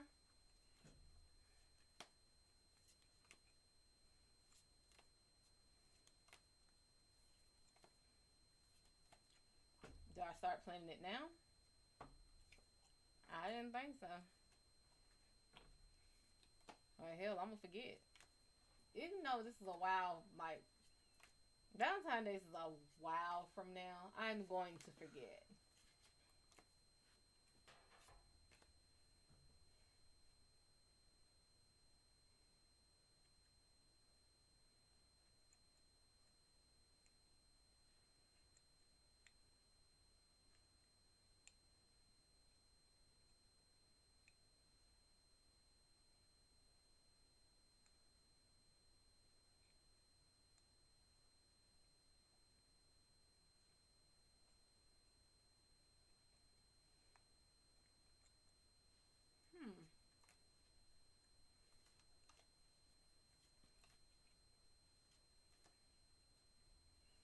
Put a note in here.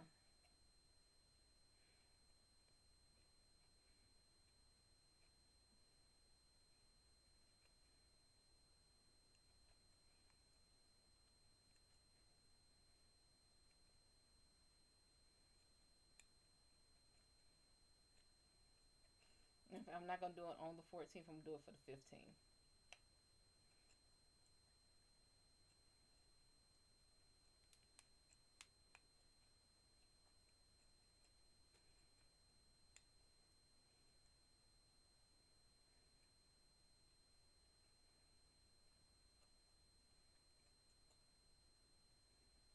That's today.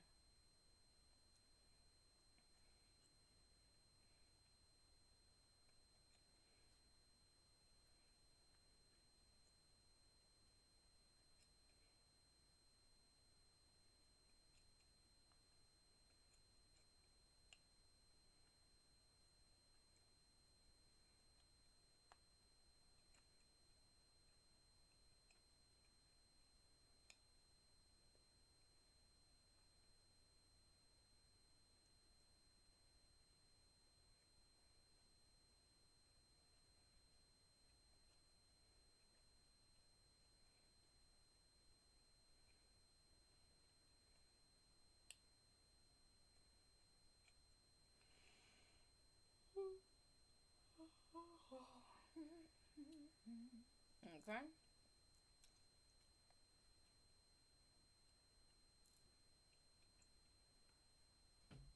We're gonna see what happens.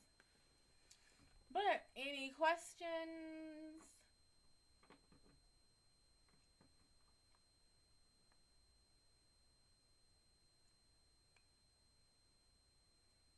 And if not, we'll go ahead and invest tonight.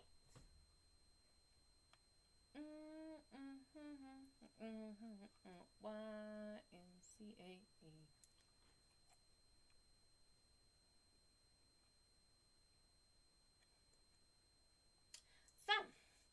thank you for joining us in the Shadow Gallery. The lights are out, the doors are closing. The Hellpaws will graciously and gratefully escort you on out the door. Please do not trip on your way out. They do not care. They will cast you like a bag of bones or runes. If you would like to book your private session, you may do so at my website, www.MadamShadO.com. No W in Shad'O. If you put a W in Shad'O, I'm not responsible where you go, where you end up. By all means, like me, love me, share me, subscribe to me, turn notifications on so you know when I go live. Join me on Facebook, Twitch, Twitter, Instagram, Big O. If you're on Big O, by all means, become a fan of mine. Wear my tags loudly and proudly. Yeah. If you want to guarantee that you are read on live, you may go to my website and purchase a live pull. Otherwise, if you're on Big O, I have my price list up. Do what you do. That's the only thing that guarantees that you are read on live. Big O, as you can see, once things get moving, it is hard to read comments in between. So, that's why I say it's kind of easier to send, like, to do it directly at my website. But, any energetic beings that are here that are not supposed to be here, that are not welcome here, that are not even assigned to be here, you do not have to go home, but you do. Somebody tried to be slick. You do have to get the hell out of here. You do have to get the hell out of Dodge. I don't know who just tried to pull that one. Somebody trying to be slick as hell tonight. We thank y'all and we will see y'all next time. Take care now. Bye bye then.